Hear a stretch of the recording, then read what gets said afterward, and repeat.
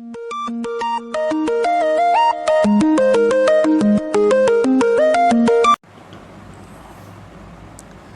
Friends, welcome to ICET one. Friends, आज के इस वीडियो से हम एमपीपीएससी प्रीलिम्स की यूनिट 9 को स्टार्ट कर रहे हैं। तो फ्रेंड्स, जैसा कि आप सभी को पता है, अभी एमपीपीएससी की जो एग्ज़ाम की जो डेट हमको दे रखी है 20 जून। तो अभी फ़िलहाल में जैसा कि आप सभी को पता है, पूरे विश्व में ये जो पेंडेमिक का दौर है ये गुजर रहा है। तो यहाँ पर ऐसी सिचुएशन में एग्ज़ाम का होना कंपलसरी तो नहीं लग रहा है, लेकिन फिर भी हम एक्सपेक्टेशन रख सकते हैं कि एग्ज़ाम जो है वो 20 जून को हो भी सकती है। तो हम लोगों को तैयार रहने की ज़रूरत है कि अपनी जो तैयारी है वो कितनी है। आप सभी को पता है, अभी जो माहौल चल रहा है यहाँ पर एग्ज़ाम का होना ऐसा मुश्किल लग रहा है, लेकिन फिर भी अपनी ओर से ये जो कमी है ये नहीं होना चाहिए। इसी के चलते मैं आज के इस वीडियो में आप सभी को यूनिट 9 से रिलेटेड जितने भी इम्पोर्टेंट पॉइंट्स हैं वो ज़रूर यहाँ पे बताऊँगा, ठीक है। तो उन्हें आप अच्छे से देख सकते हैं। अगर आपने यूनिट 9 को, या मैं यूँ कहना चाहूँ कि अगर आपने एमपीपीएससी प्रीलिम्स की तैयारी कंप्लीट कर ली है, तो आप लोगों के पास एक बार फिर से यहाँ पर इस वीडियो को देखकर रिवीजन कर सकते हैं। रिवीजन करने का मौका है। यहाँ से आपकी जो भी बेसिक चीज़ें हैं वो डाउट आपके क्लियर हो जाएंगे। और यहाँ पर मैं फैक्ट के रूप में आपको बताते चलूँगा कि ये जो क्वेश्चन है कैसे कैसे किस फॉर्म में बन सकते हैं। वन लाइनर के फॉर्म में मैंने यहाँ पर जितने भी क्वेश्चंस हैं उनको इंक्लूड किया है। 250 क्वेश्चंस के आसपास यहाँ पर है, लेकिन उनके साथ में जितने भी पॉइंट्स हैं वो बहुत ज़्यादा ज़रूरी है, जो कि आपके लिए यहाँ पे 250 की जगह 500 क्वेश्चंस का इंक्लूडेशंस है। तो आप लोग इन्हें देख सकते हैं और बहुत ही अच्छे से अपनी तैयारी को यहाँ से कर सकते हैं, ठीक है। तो अभी आप लोग सिर्फ यहाँ पर इस वीडियो को देखते जाना और शुरू से अंत तक देखना, ताकि जो भी चीज़ें हैं यहाँ पर आपकी स्किप ना हो, ठीक है। अब दोस्तों, जैसे कि आप सभी को पता है, एमपी में जैसे कि एग्ज़ाम अगर 20 जून को होगी तो आपके पास समय कम है। अगर आपने प्रीलिम्स की तैयारी कर ली है कंप्लीट, तो आप इस वीडियो को देखकर रिवीजन कर सकते हैं यूनिट 9 से, क्योंकि यूनिट 9 से आपको पता है कि अब तक जो एग्ज़ाम का ट्रेंड रहा है एमपीपीएससी, उसमें कंप्यूटर से रिलेटेड 5 से 6 क्वेश्चन जो है हर बार पूछे ही गए हैं, ठीक है। 5 से 6 क्वेश्चन, और इस बार इन्होंने सेपरेट यूनिट वाइज डिवाइड कर दिया है। तो हम यहाँ पर एक्सपेक्ट कर सकते हैं कि जो 10 मार्क्स है वो हमारे यहाँ से कंप्लीट हो जाए, ठीक है। तो उन्हीं को आप यहाँ पर देख सकते हैं और अच्छे से कवर कर सकते हैं। और जिन्होंने अभी तक प्रीलिम्स की तैयारी नहीं की है, तो उन लोगों के पास एक बार फिर से मौका है कि अभी भी आपके पास समय है, आप लोग तैयारी जो है वो कर सकते हैं। तो फ्रेंड्स, चलिए स्टार्ट करते हैं आज का ये सेशन। तो फ्रेंड्स, सबसे पहले आप देख सकते हैं यहाँ पर एमपीपीएससी में जो यूनिट 9 में सिलेबस दे रखा है वो क्या क्या दे रखा है प्रीलिम्स में। तो एक बार आप सबसे पहले सिलेबस देखिए। तो सिलेबस में सूचना एवं संचार प्रौद्योगिकी में सबसे पहले इन्होंने दिया है इलेक्ट्रॉनिकी, दिया है सूचना एवं संचार प्रौद्योगिकी दिया। इसके सेपरेट हम 100 क्वेश्चन फ्रेंड्स लास्ट में इंक्लूड किए हैं मैंने, उनको देखेंगे। तो आप शुरू से अच्छे से देखिए। इसके अलावा यहाँ पर रोबोटिक्स, आर्टिफिशियल इंटेलिजेंस और साइबर सिक्योरिटी, इनसे रिलेटेड जो भी पॉइंट्स हैं मैंने यहाँ पर इंक्लूड किए। ई गवर्नेंस से रिलेटेड भी कुछ पॉइंट्स यहाँ पर मैंने इंक्लूड किए हैं। इंटरनेट और बहुत सारी जो सोशल नेटवर्किंग साइट्स है, जैसे फेसबुक, व्हाट्सअप, ट्विटर, इंस्टाग्राम, तो इनसे रिलेटेड भी जो भी क्वेश्चन बन सकते हैं उनको भी मैंने यहाँ पर इंक्लूड किया है। ई कॉमर्स क्या होता है इसके बारे में भी आपको कुछ कुछ बेसिक पॉइंट्स यहाँ पर मिलेंगे। तो इनसे रिलेटेड जितने भी क्वेश्चंस अगर एग्ज़ाम में आएंगे तो आपको यहीं से देखने को मिल जाएंगे इसी वीडियो से, क्योंकि यहाँ पर अलग अलग प्रकार के मैंने जितने भी क्वेश्चंस आपके एग्ज़ाम में बन सकते हैं उन्हें इंक्लूड किया। साथ ही प्रीवियस ईयर पेपर के जो क्वेश्चन हैं उनको भी बीच बीच में मैंने इंक्लूड किया है। तो बहुत ही अच्छा से यहाँ पर टॉपिक को कवर किया है। ये मेरे कुछ हैंड रिटन नोट्स के सैंपल, इसमें मैंने सभी इनका समावेश किया है यूनिट 9 के मटेरियल को, ठीक है। तो यूनिट 9 से जितने भी क्वेश्चंस आएंगे वो आपको यहीं से देखने को मिलेगा। तो फ्रेंड्स, यूनिट 9 से जितने भी पॉइंट्स हैं यहाँ पर उन्हें देखते हैं। सबसे पहले हम देखते हैं यहाँ पर। तो दोस्तों देखिए, पहला पॉइंट्स यहाँ पे मैंने लिखा है कि वेब ब्राउज़र का वह हिस्सा जहाँ वेब एड्रेस टाइप करते हैं, ठीक है। वेब ब्राउज़र का वह हिस्सा जहाँ हम क्या करते हैं, वेब एड्रेस को टाइप करते हैं, तो उसको क्या बोलते हैं हम, एड्रेस बार बोलते हैं। आपके पास 4 ऑप्शन आएंगे, तो 4 ऑप्शन में आप देख सकते हैं। यहाँ पर अभी मैं वन लाइनर के फॉर्म में आपको बताते चल जाऊँ। तो वेब ब्राउज़र का वह हिस्सा जहाँ वह वेब एड्रेस को टाइप करते हैं। तो जो वेब ब्राउज़र जहाँ पर हम वेब एड्रेस को टाइप करते हैं तो वो क्या कहलाता है, एड्रेस बार कहलाता है। ये चीज़ आपको ध्यान रखना, क्या कहलाता है, एड्रेस बार। PDF, तो दोस्तों इसमें आपको जस्ट इसका फुल फॉर्म याद रखना है कि PDF का फुल फॉर्म क्या होता है। आपने अक्सर अलग अलग एग्ज़ाम में फुल फॉर्म्स देखे होंगे। तो सबसे पहले ये कॉमन सा वर्ड है PDF, जैसे कि आप सब PDF को यूज़ करते हैं। तो PDF का फुल फॉर्म होता है पोर्टेबल डॉक्यूमेंट फॉर्मेट। ये कई बार एग्ज़ाम में पूछा गया, PSC के एग्ज़ाम में भी ये क्वेश्चन कई बार पूछा गया है। तो आप ध्यान रखना, PDF का जो फुल फॉर्म होता है वो होता है पोर्टेबल डॉक्यूमेंट फॉर्मेट। ठीक है, अब आगे देखिए फ्रेंड्स, यहाँ पर मैंने कुछ गूगल के जो फीचर्स होते हैं उन्हें यहाँ पर एक साथ सारे जितने भी फीचर्स हैं उनको इंक्लूड किया है। आपको 4 ऑप्शन दिए जाएंगे और 4 ऑप्शन में से 3 ऑप्शन जो है वो गूगल के फीचर के दिए जाएंगे और एक अदर दिया जाएगा, यानी अन्य दिया जाएगा। तो उन 4 में से आपको जो अलग है उसे सिलेक्ट करना रहेगा। तो अब जैसे कैसे बन सकता है क्वेश्चन, यहाँ से आपसे क्वेश्चन बनेगा कि निम्नलिखित में से कौन सा गूगल का फीचर नहीं है। ठीक है, इस तरह से क्वेश्चन पूछा जाएगा। तो आपके सामने कुछ ऑप्शंस दिए जाएंगे। तो फ्रेंड्स यहाँ पे मैंने गूगल के जितने भी फीचर्स हैं उनको सारे इंक्लूड किए। और गूगल क्या है, एक एंड्रॉयड है, एंड्रॉयड कंपनी है। ठीक है, अब देखिए दोस्तों इसके फ़ीचर क्या क्या है। आप सभी यूट्यूब यूज़ करते हैं, जीमेल यूज़ करते हैं। एडसेंस वह होता है जैसे कि आप यूट्यूब पर वीडियो देख रहे होंगे और बीच बीच में आपके पास एडवर्टाइजमेंट आते हैं, तो वो किस वजह से आते हैं, इस एडसेंस की वजह से आते हैं। आप जीमेल पर आपके पास अलग अलग स्पैम वाले जो मेल आते रहते हैं वो भी इन्हीं की वजह से आते हैं, एडसेंस की वजह से। क्रोम, ये एक सर्च इंजन है या सर्च ब्राउज़र है। ठीक है, इसको हम क्रोम ब्राउज़र बोलते हैं, ये एक ब्राउज़र है।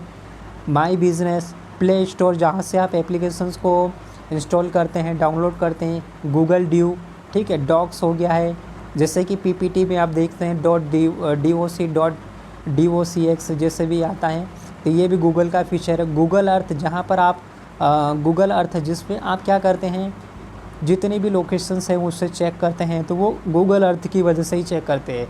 तो ध्यान रखना, YouTube, Gmail, AdSense, Chrome, my business, play store, Duo, docs, earth, ये सभी क्या है, ये गूगल के फीचर्स है। तो आप इन्हें अच्छे से याद कर लेना। आगे देखिए फ्रेंड्स, नेक्स्ट पॉइंट मैंने यहाँ पर लिखा है कि वह वायरस जो ब्राउज़र में अपने आप इंस्टॉल हो जाता है और वेब पेज पर अनचाहे विज्ञापन प्रदर्शित करता है। तो ये किसकी वजह से होता है, ये होता है एडवेयर की वजह से। यह एक प्रकार क्या होता है, वायरस होता है और ये ब्राउज़र में अपने आप इंस्टॉल हो जाता है।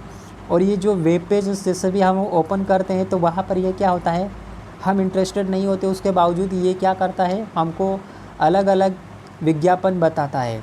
विज्ञापन को ये क्या करता है, प्रदर्शित करता है। तो ये कौन करता है, एडवेयर करता है। ध्यान रखना, वेरी इंपॉर्टेंट क्वेश्चन है।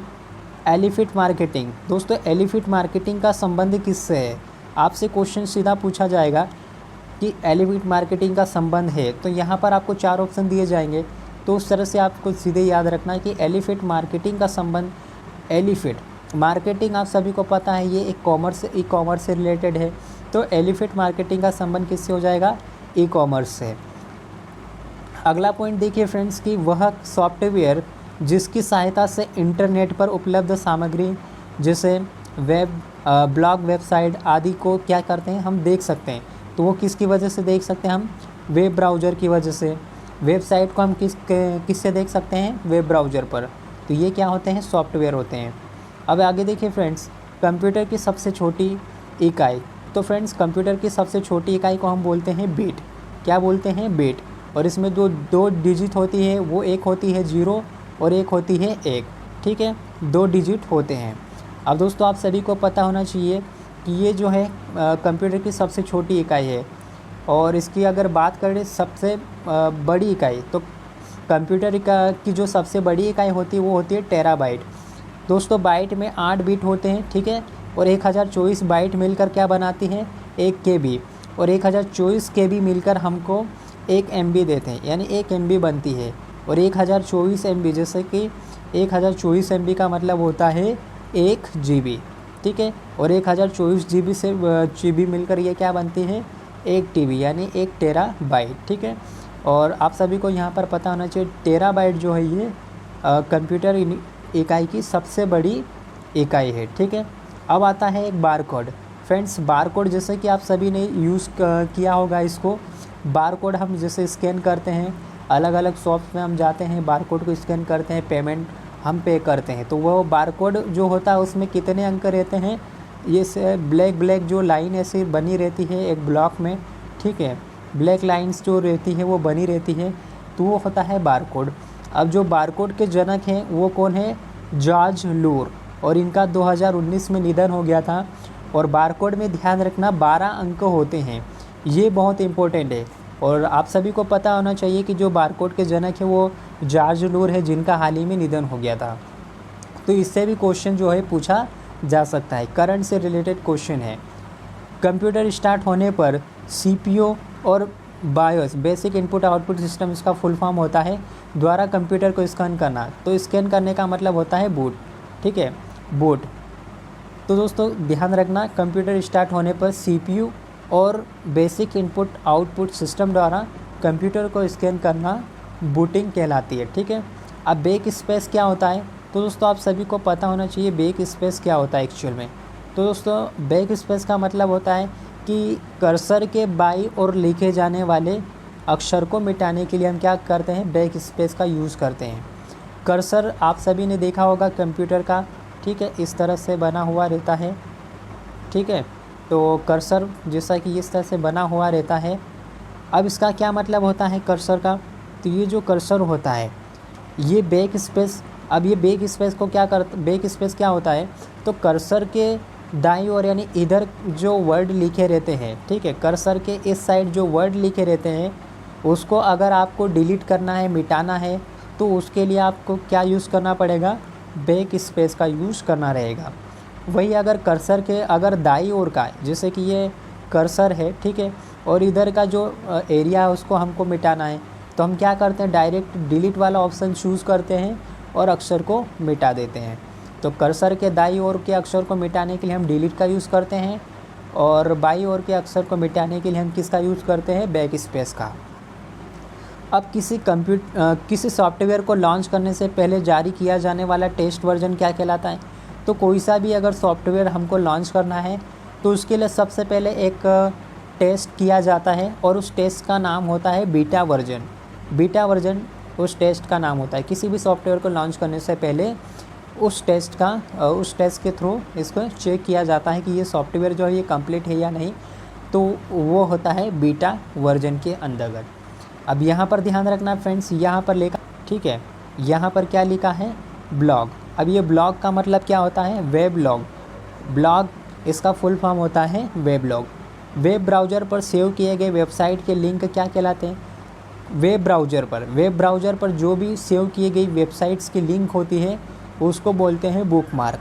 आप जैसे कि मोबाइल को ओपन करते हो और आप देखते हैं ब्राउज़र को, तो वहाँ पर आप होम पेज के साइड में कुछ आइकन बने हुए देखने को मिलते हैं, वहाँ पर अलग अलग चीज़ें लिखी हुई मिलेगी। बुकमार्क देखने को मिलेगा, डाउनलोड देखने को मिलेगा, क्लियर कैसे देखने को मिलेगा।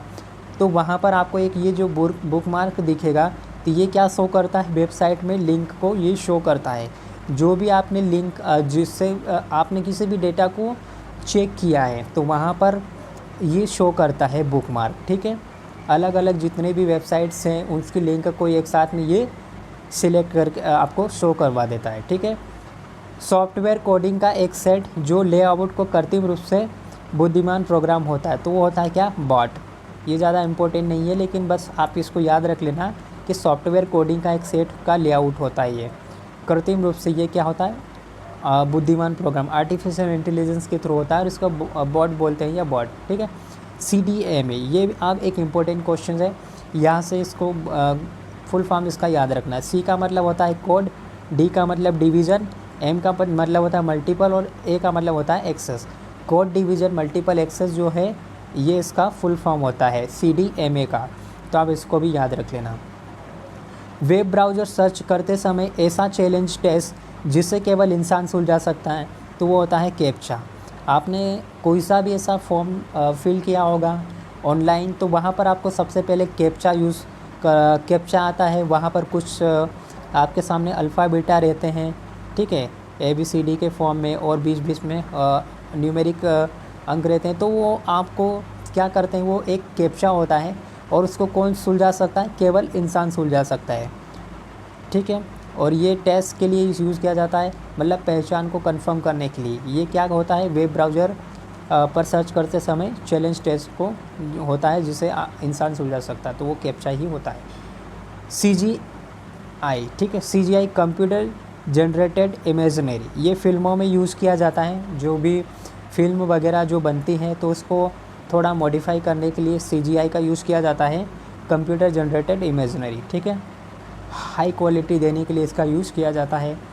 आगे देखिए फ्रेंड्स, सभी प्रकार के डाटा जैसे डॉक्यूमेंट, फ़ोटो, वीडियो आदि को इंटरनेट पर सेव करना क्या कहलाता है, क्लाउड कंप्यूटिंग। क्लाउड कंप्यूटिंग यह भी आपको वेब ब्राउज़र पर देखने को मिल जाएगा। तो इसमें क्या होता है, डॉक्यूमेंट, फ़ोटो, वीडियो आदि को हम अगर इंटरनेट पर सेव करेंगे, तो ये हमको दिखाएगा क्लाउड कंप्यूटिंग। तो ये क्लाउड कंप्यूटिंग होता है।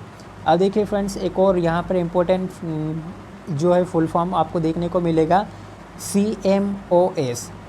CMOS इसका मतलब होता है कम्प्लीमेंट्री मेटल ऑक्साइड सेमीकंडक्टर। दोस्तों, जितने भी फुल फॉर्म्स हैं ना, आप उनको एक लिस्ट बनाकर याद कर सकते हैं। वैसे मैंने यहाँ पर जितने भी इम्पोर्टेंट फुल फॉर्म्स हैं उन्हें अलग अलग इंक्लूड किया। आप जब आगे तक वीडियो को लास्ट तक देखोगे, तो आपके सारे जितने भी डाउट्स हैं वो क्लियर होते चले जाएंगे, ठीक है। तो CMOS का मतलब होता है कम्प्लीमेंट्री मेटल ऑक्साइड सेमीकंडक्टर। अब आगे देखिए फ्रेंड्स, वेब ब्राउज़र पर आपके द्वारा की गई सर्फिंग जो की जानकारी जो छोटी से टेक्स्ट फाइल के रूप में होती है, छोटी सी होती है, तो उसको बोलते हैं कुकीज़। ये बहुत ही इंपॉर्टेंट क्वेश्चन है। वेब ब्राउज़र पर आपके द्वारा की गई सर्फिंग की जानकारी जो छोटी सी टेक्स्ट फाइल के रूप में होती है, वो होती है कुकीज़, ठीक है। डीबगिंग का मतलब क्या होता है, तो सॉफ्टवेयर में जो भी मिस चीज़ें हैं उसको यानी बग्स वगैरह है, तो उसका पता लगाकर उसको हटाना डीबगिंग होती है, ठीक है। तो कंप्यूटर में जो भी एरर वगैरह होती है वो क्या होती है, बग होती है, तो उसका पता लगाकर डीबगिंग के थ्रू से हटाया जाता है। DNS का मतलब होता है domain name system. Domain name system ये आप सभी ने देखा होगा दोस्तों। डोमेन नेम सिस्टम का मतलब कि जैसे .doc, .dox, इस तरह से कुछ चीज़ें आपको देखने को मिलती है, तो डोमेन नेम सिस्टम होता है। इसे हम आगे आने वाले कुछ क्वेश्चंस में देखेंगे, वहाँ पर आपको ये क्लियर हो जाएगा। कंप्यूटर स्टार्ट होने के बाद वह पहली स्क्रीन जहाँ क्या होता है, फाइल, प्रोग्राम, आइकन, वॉलपेपर आदि होते हैं। जैसे ही आप कंप्यूटर स्टार्ट करते हो, तो आपके सामने जो पहली स्क्रीन आती है, वहाँ पर आपको अलग अलग फ़ोल्डर, माई ब्राउज़र, जो भी अलग अलग आपके सॉफ्टवेयर है, प्रोग्राम है, आइकन है, वॉलपेपर है, वो शो होता है। तो सबसे पहले वो होता है डेस्कटॉप, ठीक है। डेस्कटॉप होता है वो। इंटरनेट के ज़रिए व्यापार करना, तो व्यापार करना यानी बिजनेस करना, ई-कॉमर्स, ठीक है। इंटरनेट के थ्रू व्यापार करना, ई-कॉमर्स, इलेक्ट्रॉनिक कॉमर्स। ईमेल का फुल फॉर्म होता है इलेक्ट्रॉनिक मेल। ये भी कई बार क्वेश्चन पूछा गया है PSC के एग्ज़ाम में, तो ध्यान रखना, ईमेल, इलेक्ट्रॉनिक मेल। वैसे ये सब चीज़ें कॉमन हो गई आजकल, तो इस तरह के लेवल में क्वेश्चन अभी आपको शायद ही देखने को मिलेंगे, लेकिन जितने भी अदर क्वेश्चन जो है एग्ज़ाम में पूछे जा सकते वो यहाँ पर आपको एक एक करके मिलते जाएंगे, ठीक है। आगे देखिए फ्रेंड्स, किसी संदेश या सूचना को भेजने की क्रिया जिसमें डेटा को अलग फॉर्म में कन्वर्ट किया जाता है, तो वो होता है इनक्रिप्शन। ये बहुत ही ज़्यादा इम्पोर्टेंट है। किसी संदेश या सूचना को भेजने की क्रिया जिसमें डेटा को अलग फॉर्म में कन्वर्ट किया जाता है, वो होता है इंक्रिप्शन। ईथरनेट फ्रेंड्स, ये लेन का एक एग्जाम्पल है, या प्रोटोकॉल लोकल एरिया नेटवर्क का एक ये उदाहरण है। ईथरनेट ये बहुत ही ज़्यादा इम्पोर्टेंट है, ये एग्ज़ाम में पूछा जा सकता है। ईथरनेट लोकल एरिया नेटवर्क तैयार करने का प्रोटोकॉल, या यूँ कह लें कि जो लोकल एरिया नेटवर्क है उसका उदाहरण है। लोकल एरिया नेटवर्क ये फुल फॉर्म होता है लेन का। इसी तरह एक होता है वैन, वाइड एरिया नेटवर्क। इसका उदाहरण आप ATM को देख सकते हैं, ऑटोमेटिक टेलर मशीन जो होती है, ठीक है, ये उसका उदाहरण होता है वाइड एरिया नेटवर्क का। इसी तरह एक होता है MAN, मेट्रोपॉलिटन एरिया, या आप कॉलेजेस की जो बिल्डिंग्स होती हैं वहाँ पर इंटरनेट की जो सेवाएं देख सकते हैं, तो इसी के अंतर्गत आती है। मेट्रोपॉलिटन एरिया नेटवर्क, जो भी बड़ी बड़ी बिल्डिंग्स हो गए आईटी सेक्टर की, तो वो इसके अंतर्गत आती है। अब ये बहुत ही ज़्यादा इंपॉर्टेंट क्वेश्चन है फ्रेंड्स, FAQ। आपने अक्सर देखा होगा यूट्यूब के साइड में एक आइकॉन में बना हुआ रहता है, या अलग अलग जितने भी आपके पास एप्लीकेशंस हैं मोबाइल में, वहाँ पर आपको ये देखने को मिलता है। आप जनरली देखा होगा आपने FAQ, इसका मतलब होता है full form frequently ask question. ठीक है, क्या होता है फ्रीक्वेंट क्वेश्चन, FAQ मतलब जो भी क्वेश्चन है वो जल्दी से पूछिए, इसका मतलब ये होता है। कंप्यूटर फाइल की पहचान के लिए उसके नाम के साथ कुछ शब्द होते हैं, तो उनको बोलते हैं फाइल एक्सटेंशन। कोई भी कंप्यूटर की फाइल है तो उसके लास्ट वाले भाग में डॉट करके कुछ लिखा हुआ रहता है, तो वो क्या होता है फाइल एक्सटेंशन। और ये किस लिए यूज़ किए जाते हैं, तो किसी भी फाइल को पहचानने के लिए यूज़ किया जाता है। ठीक है,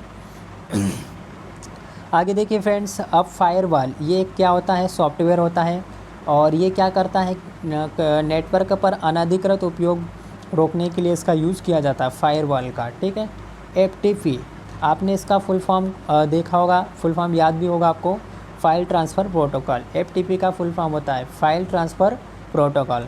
कंप्यूटर में गीगाहर्ट्ज़ से प्रोसेसर की क्लॉक स्पीड की गणना की जाती है। ये पॉइंट्स भी आपको याद रखना, किससे, तो कंप्यूटर में जो गीगाहर्ट्ज़ होता है उससे प्रोसेसर की क्लॉक स्पीड की गणना की जाती है। प्रोसेसर की स्पीड क्या है वो इससे पता किया जाता है।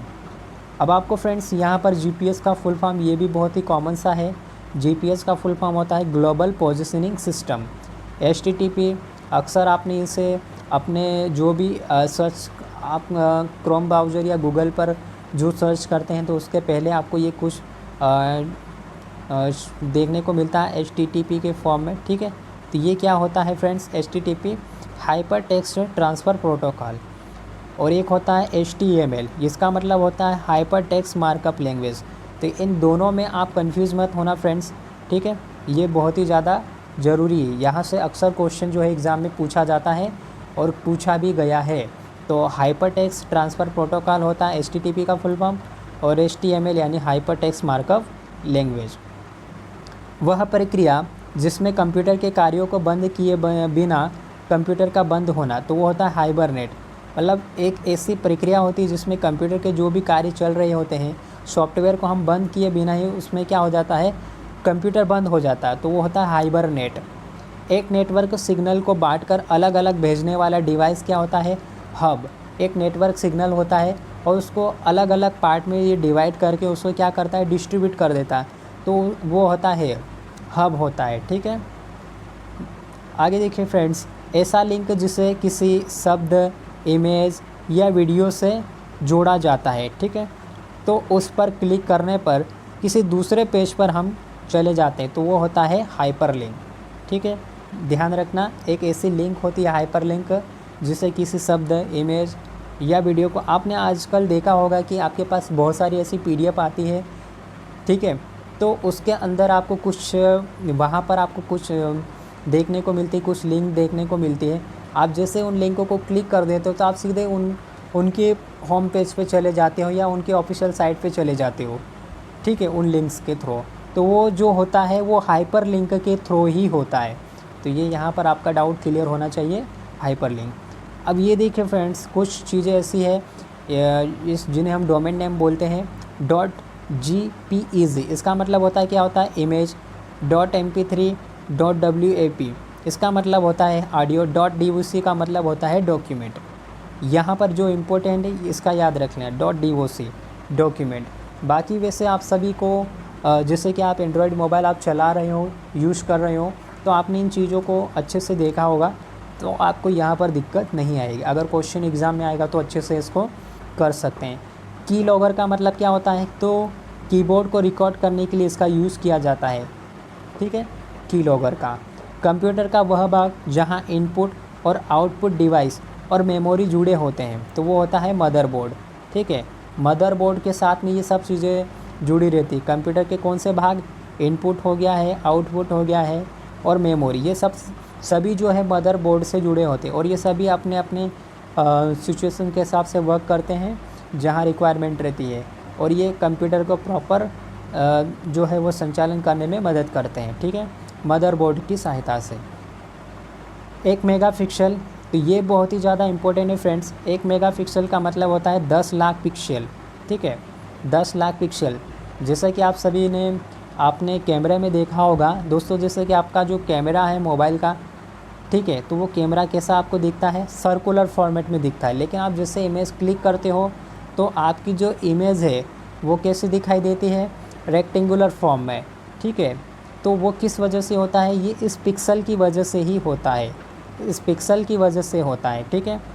तो यहाँ पर आपको याद रखना है 1 मेगापिक्सल बराबर होता है 10 लाख। आपने देखा हो मेगापिक्सल की आपके मोबाइल में कितने पिक्सल का कैमरा है, 5 मेगापिक्सल है, 8 मेगापिक्सल है, ठीक है, 13 मेगापिक्सल है। तो ये वही मेगापिक्सल है जो पिक्चर की जो क्वालिटी है उसको इम्प्रूव करता है, जितने ज़्यादा मेगापिक्सल रहता है उसको इम्प्रूव करता है। एक और चीज़ ध्यान रखना है फ्रेंड्स, जो मनुष्य की आँख होती है ना, उसका जो पिक्सल होता है वो कितना होता है, 576। तो वो ध्यान रखना है।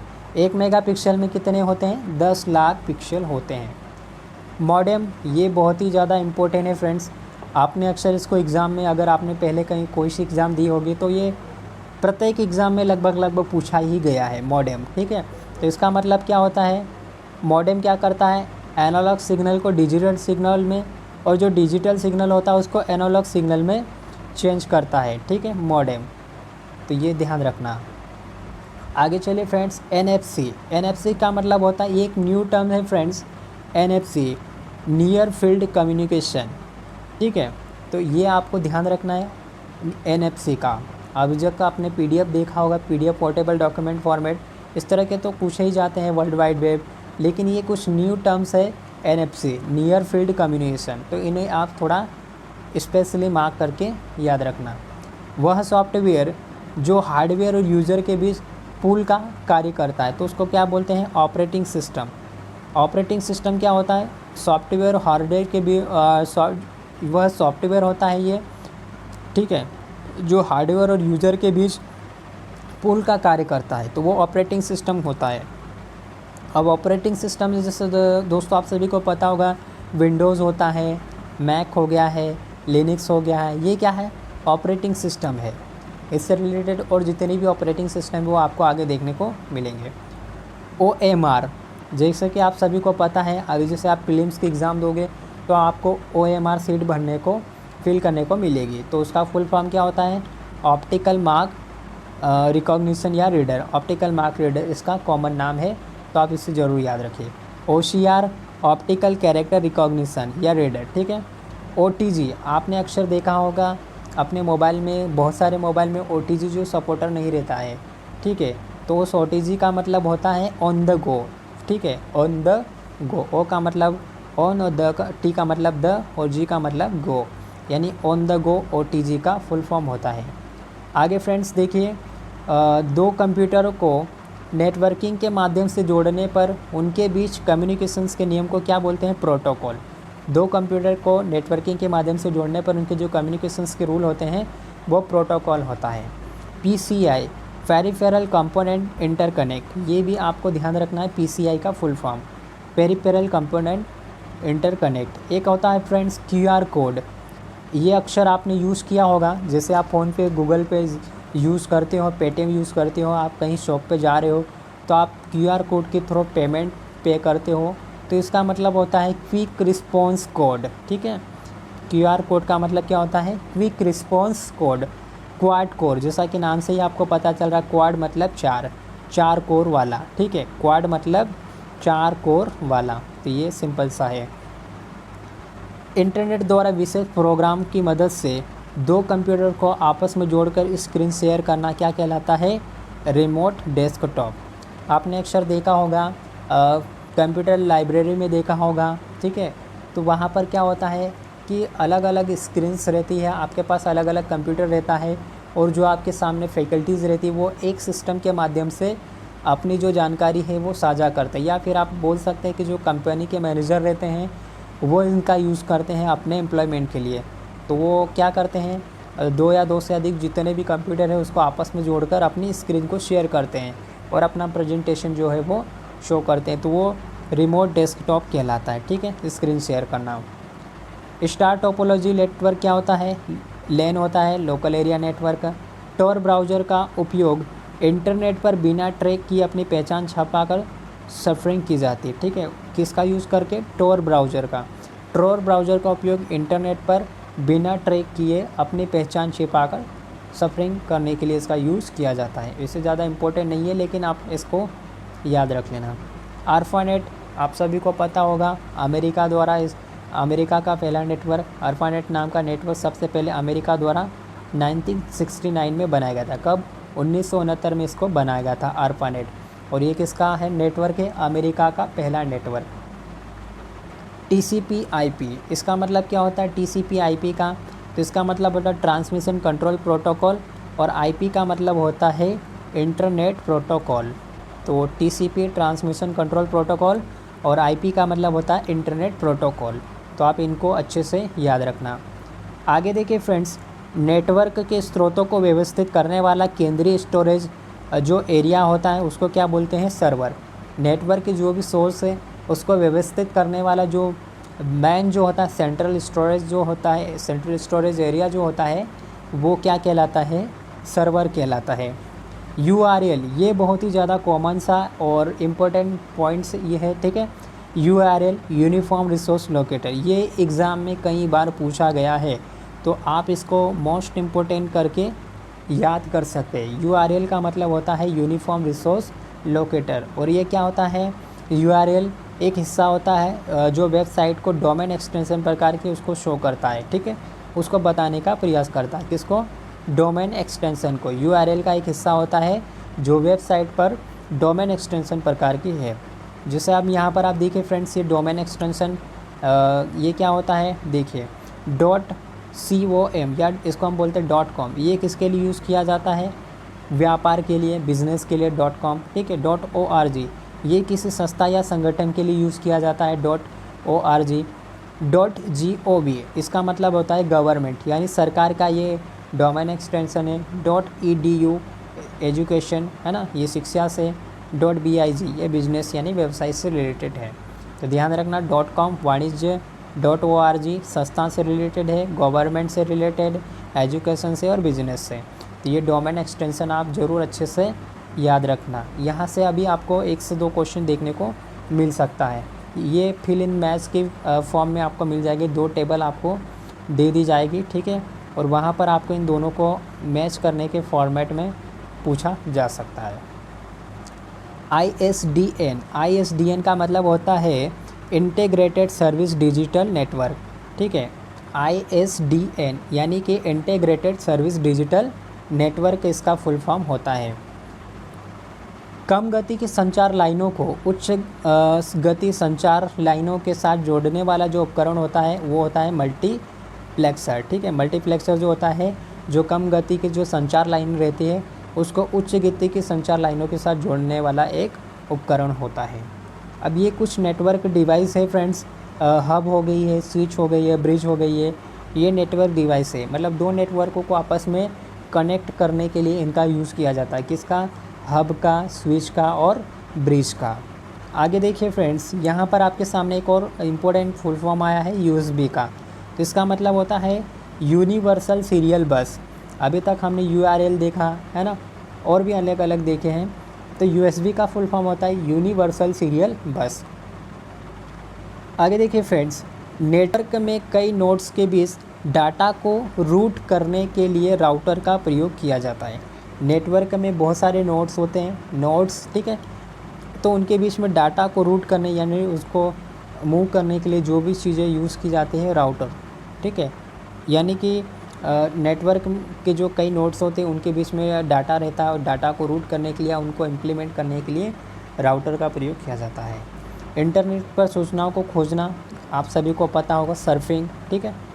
सर्फिंग सूचना, गूगल पर आप किसी भी चीज़ को ढूंढ रहे हो तो वो प्रोसेस जो होती है वो सर्फिंग कहलाती है।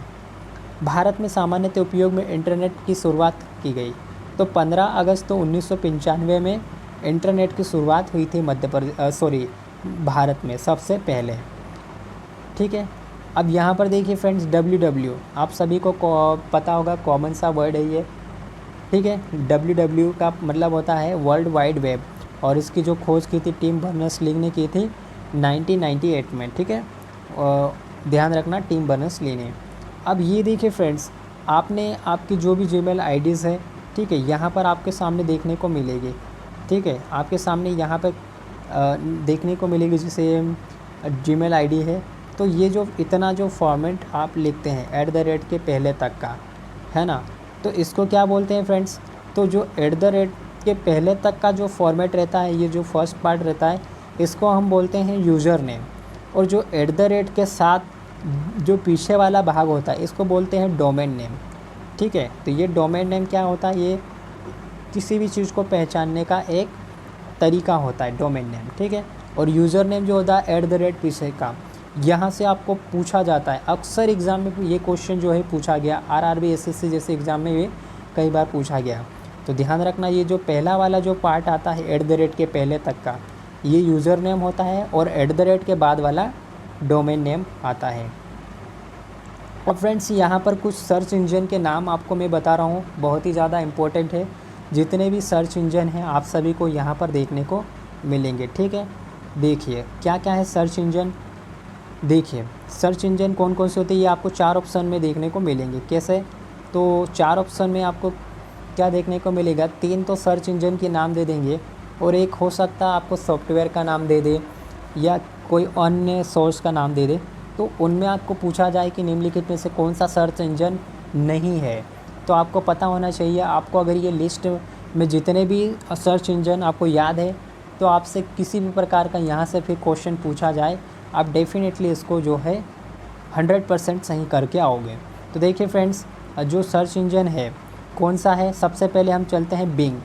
बिंग ये एक माइक्रोसॉफ्ट का प्रसिद्ध सर्च इंजन है। इसी प्रकार बाइडू, वेब क्राउलर, गूगल जैसे कि आप सभी को पता है, इन्फोसिक हो गया, अल्टा विस्टा, गिब्रू, ठीक है।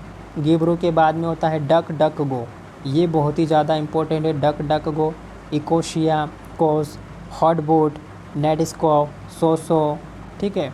इसके अलावा आप देखिए अहिमिया, ईपी, ब्रॉडर रीडर, याहू, ठीक है। याहू इम्पोर्टेंट, आप सभी को 4 से 5 तो पता ही होगा, जैसे डक गो, गूगल, याहू, ठीक है। ये तो आप सभी को पता है, वेब क्राउलर। लेकिन इसके अलावा जैसे अन्य जो नाम है, जैसे अल्टा विस्टा हो गया है, वेब क्राउलर हो गया है, बिंग हो गया है, इसके अलावा गिब्रू हो गया है, इकोशिया हो गया है, स्विसकोस हो गया, हॉटबॉट हो गया, नेटस्केप हो गया, सोसो, एमिया, ईपी, ये सारे अगर आपने याद कर लिए, तो सर्च इंजन से कोई सा भी क्वेश्चन पूछा जाए आपका सही हो जाएगा। और इस तरह की जो लिस्ट है आपको कोई नहीं बताएगा, मैंने अलग अलग सोर्स से ढूंढ के मैंने इनको एक साथ इंक्लूड किया है, क्योंकि यहाँ से जो क्वेश्चन है वो हर बार पूछा ही जाता है, ठीक है। तो अब देखिए फ्रेंड्स, यहाँ पर अगला जो है माइक्रोसॉफ्ट एज, पेलमोन, ठीक है, Vivaldi, Safari, Opera, Chrome, double, Linux, Maxthon, है ना, सीमंकी, जेएनयू आईसेट, इंडेक्स, टॉर, स्लिमजेट, कॉन्क्यूर, ये क्या है? ये सभी वेब ब्राउज़र है, ठीक है। इनसे हम क्या करते हैं, जो भी चीज़ें हैं वो हम देखना हो, सर्च करना हो, तो इन वेब ब्राउज़र की सहायता से हम अलग अलग इनके जो फीचर्स की होते हैं उनके थ्रू हम यूज़ कर के जो भी जानकारी हमको चाहिए, तो इन वेब ब्राउज़र की सहायता से हम अपने जो भी लिंक होती है उनके थ्रू हम डाटा तक पहुंच जाते हैं, ठीक है।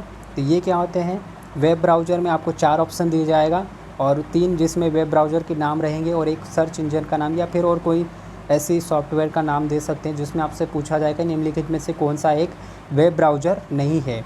तो आपको पता होना चाहिए कि यहाँ से कौन सा वेब ब्राउज़र नहीं है, ठीक है। अगर आपको ये जितने भी है, ठीक है, ये जितने भी मैंने यहाँ पे लिस्ट में नाम ले रखे हैं, लिखे हुए हैं, तो अगर आपको इतने सभी याद हैं वेब ब्राउज़र से, आपका आंसर जो है वो 100% सही हो जाएगा, ठीक है। ध्यान रखना, माइक्रोसॉफ्ट एज, पेलमोन, जो इम्पोर्टेंट है उसमें देखिए, इम्पोर्टेंट यहाँ से क्या है, एक तो ये याद रखना, Microsoft Edge, Safari, Vivaldi, Opera, Chrome, Linux, Maxthon, Tor, और ये कॉन्क्यूर, और एक यहाँ पे रख लेना सीमंकी। एक बार जस्ट इनको आप नज़र घुमा लेना, बाकी आपको यहाँ से 100% क्वेश्चन जो है वो सही हो जाएगा इसका आंसर, ठीक है। आगे चलिए फ्रेंड्स, ये तो थे वेब ब्राउज़र। अब यहाँ पर आप सभी को वीडियो कॉलिंग से संबंधित जानकारी है होगी, ठीक है। आप सभी लोग वीडियो कॉलिंग करते होंगे व्हाट्सअप के जरिए, गूगल ड्यू के ज़रिए, ठीक है। आप मोबाइल से और लैपटॉप से या फिर कहीं से भी आप करते हैं वीडियो कॉलिंग। तो आपके लिए सबसे ज़रूरी क्या होता है वीडियो कॉलिंग में? तो उसमें सबसे मेन इम्पोर्टेंट होता है एक तो माइक्रोफ़ोन, एक वेब कैम यानी एक कैमरा होना चाहिए, और उसको लॉन्च करने के लिए विशेष प्रोग्राम। जैसे आप व्हाट्सअप से कर रहे हो तो एक व्हाट्सअप एक प्रोग्राम हो जाएगा। अगर आप गूगल ड्यू से कर रहे हैं तो गूगल ड्यू आपके लिए एक प्रोग्राम हो जाएगा। वेब कैम की बात कर रहे हो तो वेब कैम आपके लिए कैमरा हो गया, ठीक है। माइक्रोफ़ोन, तो ये 3 चीज़ें जो है बहुत ही ज़्यादा ज़रूरी होती है वीडियो चैटिंग के लिए। तो वीडियो चैटिंग में भी आपको ये 3 चीज़ें दी जाएगी। और वीडियो चैटिंग के लिए निम्नलिखित में से कौन सा जो है ऑप्शन के अकॉर्डिंग आपको पूछा जा सकता है कि कौन सा जो है इसमें से है या ज़रूरी है या नहीं है। इस तरह से आपसे किसी भी तरह से क्वेश्चन पूछा जाएगा तो वीडियो चैटिंग से रिलेटेड आपको इन 3 पॉइंट्स का ध्यान रखना ज़रूरी है, माइक्रोफ़ोन, वेबकैम और विशेष प्रोग्राम। अब यहाँ पर देखिए, यहाँ से बहुत सारे क्वेश्चन जो है पीएससी में पूछे गए हैं और आपको आगे भी पूछे जा सकते हैं। अब यहाँ पर क्या है, वायरस है ये सारे। कितने वायरस है? अभी जैसे कोरोना वायरस चल रहा है, उसी तरह ये कंप्यूटर टेक्निकल टर्म्स है वायरस। तो इसमें सबसे पहले देखिए फ्रेंड्स कौन कौन से हैं वो देखिए। अब यहाँ पर मैं आपको बता रहा हूँ, देखिए सबसे पहले आता है माइकल एंजेलो। कौन सा? Michael Angelo. उसके बाद में डिक्स washer, C brain, I love you, back off, KZ, और इसके अलावा देखिए ABC हो गया है, कोड रेड, CIS, एड्स एक वायरस है, NIMDA, निम्डा हो गया है, लीफ हो गया है। इसके अलावा क्या हो गया? मैब्रूट हो गया है, मैकॉग हो गया है, Y2K ये बहुत ही ज़्यादा इंपॉर्टेंट है, क्रिपलर भी बहुत ही ज़्यादा ज़रूरी, कोको और बेगल, ये सारे क्या है? वायरस है। अब इसमें से जो इम्पोर्टेंट है वो ध्यान रखना। कौन कौन से? माइकल एंजेलो बहुत ही ज़्यादा famous, Michael Angelo, C brain, I love you, इसके अलावा ABC और देखना। और यहाँ पर जो इम्पोर्टेंट है एड्स, तो आप सभी को पता ही होगा। इसके अलावा जो इम्पोर्टेंट यहाँ पे Y2K 2000 में आया था, सन 2000 में। तो ये जो है इम्पोर्टेंट क्या है? वायरस है। अगर आपको ये वायरस के इतने सारे नाम याद है कंप्यूटर में की टर्म्स में, ये कंप्यूटर में जो नुकसान पहुंचाने के लिए ये इनका यूज़ होता है या फिर ये अपने आप इंस्टॉल हो जाते हैं और आपके मोबाइल या फिर लैपटॉप में ये बगिंग का काम करते हैं, बग का काम करते हैं, फैलाते हैं कचरा, यानी कि आपके जो डाटा रहता है उसको क्रैश करने की कोशिश करते हैं ये वायरस। तो आप इनकी लिस्ट आप ज़रूर याद रख लेना, ठीक है। तो यहाँ से जो भी क्वेश्चन आपसे पूछा जाएगा 100% सही हो जाएगा। अब आपसे अक्सर फ्रेंड्स वायरस से रिलेटेड कुछ और चीज़ें पूछी जा सकती है, जैसे वायरस का फुल फॉर्म क्या होता है, ठीक है। ये क्वेश्चन अगर आपने PSC पहले भी दी है तो आपसे ज़रूर ये क्वेश्चन देखने को मिला होगा आपको, ठीक है। तो इसका फुल फॉर्म होता है vital information resource locator under seize, ठीक है। Vital information resource under seize, ध्यान रखना, वायरस का फुल फॉर्म होता है vital information resource under seize, ये ध्यान रखना है, ये वायरस का फुल फॉर्म होता है। कई बार पूछा गया, आपको डायरेक्टली याद रखना है वायरस का full form vital information resource under seize, ठीक है। अब ये वायरस करता क्या है, इसके काम क्या है? तो ये क्या करता है? कंप्यूटर के डाटा को क्षतिग्रस्त करता है, ठीक है। हार्ड डिस्क में ये चला जाता है और उसकी जो स्पीड होती है हार्ड डिस्क की उसको कम कर देता है, ठीक है, हैंग करता है ये। और ये जो वायरस होता है क्या होता है? खुद की कॉपी करने में सक्षम होता है, यानी 1 कॉपी 2 कॉपी अपने आप बना लेता है, इंस्टॉल कर लेता है, और कंप्यूटर में जितना भी आपका इम्पोर्टेंट डाटा है ना उसको क्रैश करने की ये कोशिश करता है वायरस। अब एक यहाँ पर ये टर्म्स याद रख लेना, BOIS, ये मैंने आपको पहले भी बताया था स्टार्टिंग में, इसका फुल फॉर्म होता है बेसिक इनपुट आउटपुट सिस्टम, ठीक है। सिलिकॉन वैली, अब यहाँ पर ये इजी क्वेश्चन स्टार्ट होंगे। सिलिकॉन वैली आप सभी को पता है, सिलिकॉन वैली किसको बोलते हैं? बेंगलुरु को। भारत में सिलिकॉन वैली किसको बोलते हैं? बेंगलुरु को। अगर हम वर्ल्ड लेवल पे जाएं तो USA में सैन फ्रांसिस्को एक जगह है कैलिफोर्निया में, उसको बोलते हैं सिलिकॉन वैली, ठीक है, यूएसए में। और इंडिया में बेंगलोर में सिलिकॉन घाटी। ये इसलिए बोला जाता है क्योंकि यहाँ पर कंप्यूटर से रिलेटेड चीज़ें जो होती है ज़्यादा बनती है, या यूँ कह लें कि यहाँ पर कंप्यूटर का ज़्यादा डेवलपमेंट होता है इन जगहों पे। भारत में सुपर कंप्यूटर का जनक विजय भाटकर, ठीक है, विजय भाटकर, ये भारत में सुपर कंप्यूटर के जनक रहे हैं। और सुपर कंप्यूटर ये सीडेक नामक कंपनी जो है वो भी बनाती है। तो ये सीडेक कंपनी क्या है? Centre for development of advance computing, इसका फुल फॉर्म होता है। और इसका जो मुख्यालय है पुणे। और सीडेक ने ही भारत में सबसे पहले सुपर कंप्यूटर परम बनाया था, ठीक है। ध्यान, सॉरी मेरे दिमाग से कुछ स्किप हो रहा है, ठीक है। परम, हाँ परम ही है, जैसे भारत में पहला सुपर कंप्यूटर है, ठीक है। और अगर कुछ सही नहीं है तो मैं मेरे दिमाग से ये चीज़ स्किप हो रही है, ध्यान रखना। सीडेक ने बनाया था पहला सुपर कंप्यूटर भारत में। विश्व का सबसे तेज़ सुपर कंप्यूटर, तो दोस्तों ये लेटेस्ट करंट अफेयर का क्वेश्चन है। विश्व का हाल ही में जो सबसे तेज़ सुपर कंप्यूटर बना है वो बना है फुगाकू, और ये किसका है? जापान का, ठीक है। और भारत का सबसे तेज़ सुपर कंप्यूटर है परम सिद्धि। और अभी हाल ही में 500 कंप्यूटर की टॉप रैंकिंग में भारत का जो परम सिद्धि कंप्यूटर रहा है वो 63वें नंबर पे रहा है। और जो पहले पर रहा है वो फुगाकू। ये कहाँ का है? जापान का। कंप्यूटर साक्षरता दिवस आप सभी को पता होगा 2 दिसंबर को मनाया जाता है, कंप्यूटर साक्षरता दिवस। अब फिर से यहाँ पर दोस्तों, अभी हमने ऊपर देखा था यहाँ पर क्या, वायरस की लिस्ट देखी थी कि वायरस कौन कौन से होते हैं। अब इन्हीं वायरस से बचाव के लिए किसका यूज़ किया जाता है? एंटीवायरस का। कि हमारे कंप्यूटर में जो मिस चीज़ें जो होती है, मिस चीज़ें वो इंटर कर रही है, तो उसे कैसे रोकना है, तो उसके लिए यूज़ होता है एंटीवायरस का। तो अब एंटीवायरस की भी लिस्ट याद रखना दोस्तों। एंटीवायरस, तो जो फेमस एंटीवायरस है वो तो आप सभी को पता होगा, ठीक है। तो अब देखिए कौन कौन से एंटीवायरस है। तो एंटीवायरस में एक तो होता है एविरा, वेबरूट होता है, कैस्परकैसी होता है, ईसेट होता है, पांडा बहुत ही ज़्यादा फेमस, पांडा, अवास्टा ये भी बहुत ही ज़्यादा फेमस, नॉर्मन, ठीक है, नॉर्मन, लावास्टा, बुलगार्ड, बिटरफेंडर, ठीक है। इसके अलावा क्या होता है? ट्रेंड माइक्रो होता है, ट्रेंड माइक्रो होता है, ठीक है। ट्रेंड कौन सा होता है? ट्रेंड माइक्रो होता है, ट्रेंड माइक्रो होता है, एमएससी होता है, ठीक है, एमसी होता है। ये बहुत ही ज़्यादा आपके लैपटॉप में देखने को मिलेगा, कोमोडो देखने को मिलेगा, विप्रे देखने को मिलेगा। ये सारे क्या है? एंटीवायरस है, ठीक है। ये कार्य क्या करता है? जो वायरस होता है उसके एक्सेस को ये क्या करता है? डीएक्टिवेट करता है, या उनको क्रैश करने का या अनधिकृत प्रवेश को रोकने से ये रोकता है। इम्पोर्टेंट कौन से हैं? तो यहाँ पर ध्यान रखना, अवेरा, पांडा, अवास्टा, और ध्यान रखना बुलगार्ड, बिटरफ्लाई, एमवीफी और कोमोडो, ये इम्पोर्टेंट एंटीवायरस है। इसमें से कम आपको आधे तो याद होना चाहिए, ताकि आपके 3 ऑप्शन जो है देखने को मिले तो आपके बन जाए, और लास्ट वाला जो बचेगा वो फिर आपका जो आंसर है वो बन जाएगा, ठीक है। तो यहाँ से भी ध्यान रखें। अब कुछ यहाँ पर हैकर से रिलेटेड क्वेश्चन जो है एमपीपीएससी के फेवरेट क्वेश्चन रहे हैं, हैकिंग से रिलेटेड, ठीक है। तो हैकिंग से रिलेटेड में सबसे पहले बहुत सारे हैकर रहते हैं जो अपने अपने अलग अलग पर्पज़ से बनते हैं, ठीक है। तो देखिए हैकर क्या होता है, तो ये क्या अपने कंप्यूटर के अंदर अनधिकृत प्रवेश लेता है और उसके बाद में अलग अलग तरीके से फ़ायदा अपना ये उठाते हैं। तो ध्यान रखना इसकी डेफिनेशन।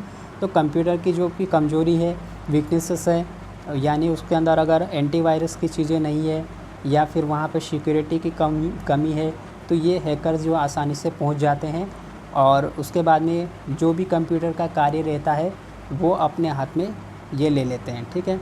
अब उसके बाद में ये अलग अलग पर्पज़ से इसको यूज़ भी कर सकते हैं। अब देखिए जैसे क्रैकर क्या होता है? क्रैकर कंप्यूटर की कमज़ोरी का फ़ायदा उठाकर गलत इरादे से, तो मतलब ये होते हैं गलत तरीके से पहुंच जाते हैं, मतलब कंप्यूटर की जो भी वीकनेसेस है उसका फ़ायदा उठाकर ये उसमें पहुंच जाते हैं और गलत इरादे से उसका मिसयूज़ करते हैं, ठीक है। तो उसको बोलते हैं क्रैकर। अब होता है एक white hat hacker. White hat hacker ये ऐसे हैकर होते हैं जो क्या करते हैं, कंप्यूटर की क्या कमज़ोरी, पहले तो ये अपन चेक करते हैं कि हैकिंग कर सकते कि नहीं, ये हैकिंग कर लेते हैं और उसके बाद में ये लोग क्या करते हैं, उस हैकिंग को सही करते हैं, यानी कंप्यूटर में उसके बाद में देखते हैं कि यार इसमें ये कमी है, तो वो उस कमी को कंप्लीट करने के लिए ये वाइट हैट हैकर होते हैं।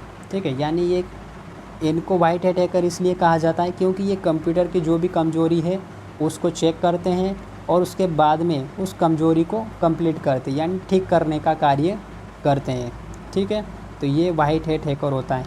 इसी तरह ग्रे हैट हैकर क्या होता है दोस्तों, तो ये ग्रे हैट हैकर ऐसे हैकर होते हैं, ये ना तो ब्लैक होते और ना ही वाइट, यानी बीच वाले होते हैं। ये मतलब कभी इसका मिसयूज़ कर भी सकते हैं और नहीं भी कर सकते हैं, तो ये इन्हें ग्रे हैट हैकर की लिस्ट में डाला गया। अब ऐसे हैकर जो दूसरे के बनाए टूल्स का यूज़ कर हैकिंग करते हैं और जिन्हें बहुत ज़्यादा ज्ञान नहीं होता है, तो उनको बोलते हैं स्क्रिप्ट किडीज़। क्या बोलते हैं? स्क्रिप्ट किडीज़। जैसे मान लो मैंने हैकिंग का जो कोर्स किया, मुझे हैकिंग आती है और मैंने दूसरों को बता दिया कुछ इम्पोर्टेंट चीज़ें, तो वो उस चीज़ का सहारा लेकर अपनी जो है हैकिंग का फ़ायदा उठा के वो अपनी वजह से ये दूसरों के लिए मिसयूज़ करते, दूसरों के पास पहुंच जाता है डाटा का मिसयूज़ करते, तो उस व्यक्ति को बोलते हैं स्क्रिप्ट किडीज़। आगे देखिए फ्रेंड्स, छद्म या आभासी traffic flow, denial of service attack जिसके अंतर्गत आता है। डिनाइल ऑफ सर्विस अटैक, ठीक है, ये क्या होता है? छद्म या आभासी ट्रैफिक फ्लो। ऐसा इसलिए बोला जाता है कि डिनाइल ऑफ सर्विस जो है ये क्या होता है? सबसे लो सर्विस होती है इसकी, ठीक है, या स्पीड की हम बात कर सकते हैं।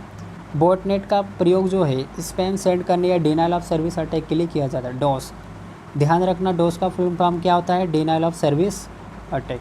ठीक है, तो ये बॉटनेट का प्रयोग जो है स्पैम सेंड करने के लिए किया जाता है, डिनाइल ऑफ सर्विस अटैक के लिए किया जाता है, यानी कंप्यूटर की गति को कम करना, या फिर वहाँ पे जो भी आपके ईमेल में जंक मेल आते रहते हैं वो बॉटनेट के यूज़ करके भेजते रहते हैं। ठीक है, अब एक ईमेल फ्रॉड मेथड जिसके द्वारा ईमेल भेजकर व्यक्तिगत और वित्तीय जानकारी प्राप्त की जाती है, ठीक है, तो उसको बोलते हैं फिशिंग।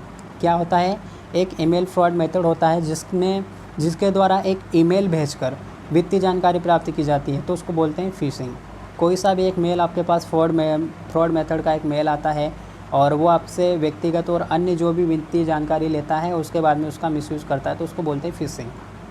जानबूझकर लोगों को बहकाना जिससे वह सारे व्यक्तिगत जानकारी, वित्तीय जानकारी, यूज़र नेम, पासवर्ड आदि प्रदान करे। तो अशिक्षित लोगों के लिए बहुत सारे ऐसे जो पढ़े लिखे लोग होते हैं वो ये चीज़ें करते हैं। जैसे ग्रामीण क्षेत्रों के लोगों को ये अलग अलग पॉलिसीज़ बताते हैं, मतलब बेवकूफ़ बनाने का कार्य करते हैं और उसके बाद में उसका मिसयूज़ करते हैं और ये जानकारी ले लेते हैं। जैसे बैंक एटीएम हो गया है, मोबाइल पास से ओटीपी ले लेते हैं, या फिर एटीएम कार्ड की जो भी जानकारी है वो ले लेते हैं, और वित्तीय जानकारी बैंक से, पासबुक से, जो भी आपका अकाउंट है, पर्सनल जानकारी है, यूज़र नेम क्या है, इन सब चीज़ों को ये ले लेते हैं। ठीक है, तो वो सोशल इंजीनियरिंग के अंतर्गत आते हैं। ध्यान रखना, सोशल इंजीनियरिंग के अंतर्गत, आईटी सेक्टर के अंतर्गत सोशल इंजीनियरिंग के अंतर्गत आते हैं। ये टर्म्स आपको याद रखना है। सोशल इंजीनियरिंग, जानबूझकर लोगों को बहकाते हैं ये और उससे सारी जानकारी ले लेते हैं और उसके बाद में उसका यूज़ करते हैं, या फिर ये अकेले कि वो जो भी जानकारी लेते हैं तो उसको बोलते हैं सोशल इंजीनियरिंग। आईटी सेक्टर से रिलेटेड है। ऐसे ईमेल जो प्राप्तकर्ता को उसकी मर्ज़ी के खिलाफ भेजे जाते, इस में परेशान है। आप अगर जीमेल अकाउंट खोलते हो तो वहाँ पर सबसे ज़्यादा इस चीज़ से आप परेशान रहते हो। अनधिकृत प्रवेश जो रहते हैं वो सबसे ज़्यादा होते हैं जीमेल पर।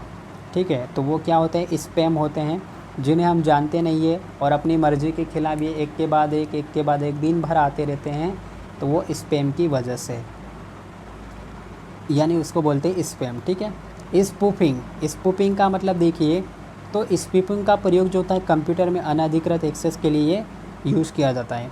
कंप्यूटर में अनधिकृत प्रवेश प्राप्त करने के लिए स्पूफिंग का यूज़ किया जाता है। ये कुछ डेफिनेशन है, आपको डायरेक्टली यहाँ पर ये ऐसा क्वेश्चन जो है वो दिया जाएगा आपको। क्वेश्चन जो ऐसे लाइन में दिया जाएगा, है ना, और 4 ऑप्शन दिए जाएंगे कि उसको क्या बोलते हैं। तो वहाँ पर आपके सामने 4 ऑप्शन क्या दे देंगे? स्पाईवेयर दे देंगे, ठीक है, स्पाईवेयर दे देंगे, स्पूफिंग दे देंगे, इस तरह से अलग अलग 4 ऑप्शन दे देंगे और आपसे पूछा जाएगा। तो इन टर्म्स को आप इनको डेफिनेशंस के फॉर्म में ही याद रखिए। और मैंने जो यहाँ पर जो की पॉइंट्स हैं उनको हाईलाइट कर रखा है, इनको ध्यान रखना, यहीं से आपकी पूरी टर्म्स जो है वो क्लियर हो जाती है। स्पीपिंग यानी अनधिकृत एक्सेस प्राप्त करना, मतलब बिना किसी की मर्ज़ी के बिना यहाँ पर एक्सेस प्राप्त करना या उसके सिस्टम में पहुँचना। स्पाईवेयर सॉफ्टवेयर का प्रयोग जो है व्यक्ति या कंपनी इन्फॉर्मेशन को प्राप्त करने के लिए किया जाता है जिससे संबंधित व्यक्ति को जानकारी नहीं होती है, ये स्पाईवेयर होता है। चार्ल्स बेबेज द्वारा निर्मित जो कंप्यूटर, तो चार्ल्स बेबेज को क्या कहा जाता है, कंप्यूटर का पिता कहा जाता है या कंप्यूटर का जनक कहा जाता है, ठीक है। और ये एक एनालाइट इंजन था, जो कि एक मैकेनिकल इंजन था, एनालाइटिक इंजन, ठीक है। एनालिटिकल इंजन जो था एक मैकेनिकल इंजन था, तो ये चार्ल्स बेबेज द्वारा निर्मित किया गया एक मैकेनिकल था, ठीक है, मैकेनिकल मशीन इसको हम बोलते हैं। पीसी क्या होता है, माइक्रो प्रोसेसर के अंतर्गत आता है। पीसी पर्सनल कंप्यूटर किसके अंतर्गत आते हैं, माइक्रो प्रोसेसर के अंतर्गत। एनालॉग और डिजिटल सिग्नल जो है ये दो मिलकर कौन सा कंप्यूटर बनाते हैं, हाइब्रिड, ठीक है। एनालॉग और डिजिटल कंप्यूटर ये मिलकर क्या बनाते हैं, तो ये बनाते हैं आपका हाइब्रिड कंप्यूटर। कंप्यूटर के जैसे कि आपको अलग अलग प्रकार होते हैं, आकार के आधार पर, स्पीड के आधार पर, ठीक है, जनरेशन्स के आधार पर। तो बहुत सारे ऐसे कंप्यूटर्स जो है बने होते हैं, ठीक है। कैसे, वर्क के आधार पे, तो ये कार्य के आधार पे 3 कंप्यूटर होते हैं, एक होता है डिजिटल, एक होता है एनालॉग, है ना, और इन दोनों को मिलकर बनता है एक हाइब्रिड। तो ये कार्य के आधार के होते हैं, ठीक है, कार्य पद्धति के आधार पर। और आकार और क्षमता के आधार पर तो आप सभी को पता होना चाहिए, माइक्रो प्रोसेसर होता है, मिनी कंप्यूटर, सुपर कंप्यूटर, इस तरह से मेन फ्रेम कंप्यूटर, तो ये ध्यान रखना है। अब इनपुट डिवाइस, जैसे कि कंप्यूटर के अंदर का वर्क होता है इनपुट डिवाइस की जगह, जैसे वेब कैमरा हो गया है, VCR हो गया है, डिजिटाइजर हो गया है, ये इनपुट डिवाइस है। और भी आपके पास इनपुट डिवाइस हो जाएगा, जैसे आपका माउस हो गया है, ठीक है, ये चीज़ें हो गई है। माउस एक इनपुट डिवाइस के रूप में कार्य करता है, ठीक है। अब देखिए दोस्तों, यहाँ पर अगले फाइल सिस्टम स्थायी रूप से सेकेंडरी मेमोरी में सेव रहता है। कौन सा, परमानेंट रूप से कौन सी मेमोरी में सेव रहता है, फाइल सिस्टम कौन सी मेमोरी में परमानेंट रूप से सेव रहता है, तो सेकेंडरी मेमोरी में। अब कुछ स्टोरेज डिवाइस होती है, स्टोरेज डिवाइस कौन कौन सी, जैसे CD, compact disc, pen drive, flash drive, ये डिजिटल स्टोरेज डिवाइस होती है, ठीक है। CD, pen drive, flash drive. Computer में किसी काम को करने में सॉफ्टवेयर उपयोगकर्ता की मदद करता है तो उसको बोलते हैं एप्लीकेशन सॉफ्टवेयर। एप्लीकेशन सॉफ्टवेयर कहा जाता है। अगर ऐसा ऑप्शन पूछा जाए तो यहाँ पर आपको बताना है कि कंप्यूटर में किसी काम को करने के लिए सॉफ्टवेयर उपयोगकर्ता की मदद करता है। किसी भी कंप्यूटर में काम करने के लिए क्या करता है, सॉफ्टवेयर उपयोगकर्ता की मदद करता है। सॉफ्टवेयर क्या होता है, ये कंप्यूटर प्रोग्राम होता है, कंप्यूटर प्रोग्राम होता है। MS वर्ड क्या होता है, ये एप्लीकेशन सॉफ्टवेयर होता है, ठीक है। MS वर्ड क्या होता है, ये एप्लीकेशन सॉफ्टवेयर होता है। अब ऑपरेटिंग सिस्टम कौन कौन से होते हैं, तो दोस्तों जैसे कि आप सभी को पता होगा, MS-DOS, लिनक्स, विंडोज़, ये क्या है, ऑपरेटिंग सिस्टम होते हैं। और ऑपरेटिंग सिस्टम का कार्य क्या रहता है, कंप्यूटर को कंट्रोल करने वाले ये प्रोग्राम होते हैं। कंप्यूटर को कंट्रोल करने वाले प्रोग्राम को क्या बोलते हैं, operating system. MS-DOS, Linux, Windows, ये चीज़ें होती हैं। अब बहुत सारे ऐसे मल्टीटास्किंग ऑपरेटिंग सिस्टम भी होते हैं, जैसे कि लिनक्स हो गया है, विंडोज़ विस्टा हो गया, विंडोज़ NT हो गया है, तो ये मल्टीटास्किंग ऑपरेटिंग सिस्टम होते हैं। कौन से होते हैं, मल्टीटास्किंग ऑपरेटिंग सिस्टम। आगे देखिए फ्रेंड्स, आप सभी को पता होगा कंप्यूटर प्रोग्राम बनाने के लिए अलग अलग लैंग्वेजेस स्टार्टिंग में आई। तो कंप्यूटर की बहुत सारी ऐसी प्रोग्रामिंग भाषाओं आई। कंप्यूटर जैसे कि high level language, low level language, इस तरह से लैंग्वेजेस दो बनी थी। तो हाई लेवल लैंग्वेजेस से क्वेश्चन जो एग्ज़ाम में पूछा जाता है, तो कंप्यूटर की प्रोग्रामिंग भाषा में हाई लेवल लैंग्वेज से जो भी क्वेश्चन आते हैं वो आपको यहाँ पर देखने को मिलेगा। जैसे कोबॉल हो गया है, बेसिक हो गया है, फोर्ट्रॉन हो गया है, पास्कल। फोर्ट्रॉन का यूज़ कौन करते हैं, साइंटिस्ट लोग जो रहते हैं वो करते हैं। COBOL common business oriented language जो होता है, ये बिजनेस के पर्पज़ के हिसाब से। बेसिक ये सबसे पहले कंप्यूटर हाई लेवल लैंग्वेज रही, ठीक है, पास्कल। तो इस तरह से ये जो है कंप्यूटर की प्रोग्रामिंग भाषा है जो कि हाई लेवल लैंग्वेज के अंतर्गत शामिल है। अब देखिए फ्रेंड्स, एक यहाँ पर 1 और 0 का जो कम्बिनेशन होता है वो क्या कहलाता है? Machine language. 1 और 0 का कम्बिनेशन मशीन लैंग्वेज कहलाता है।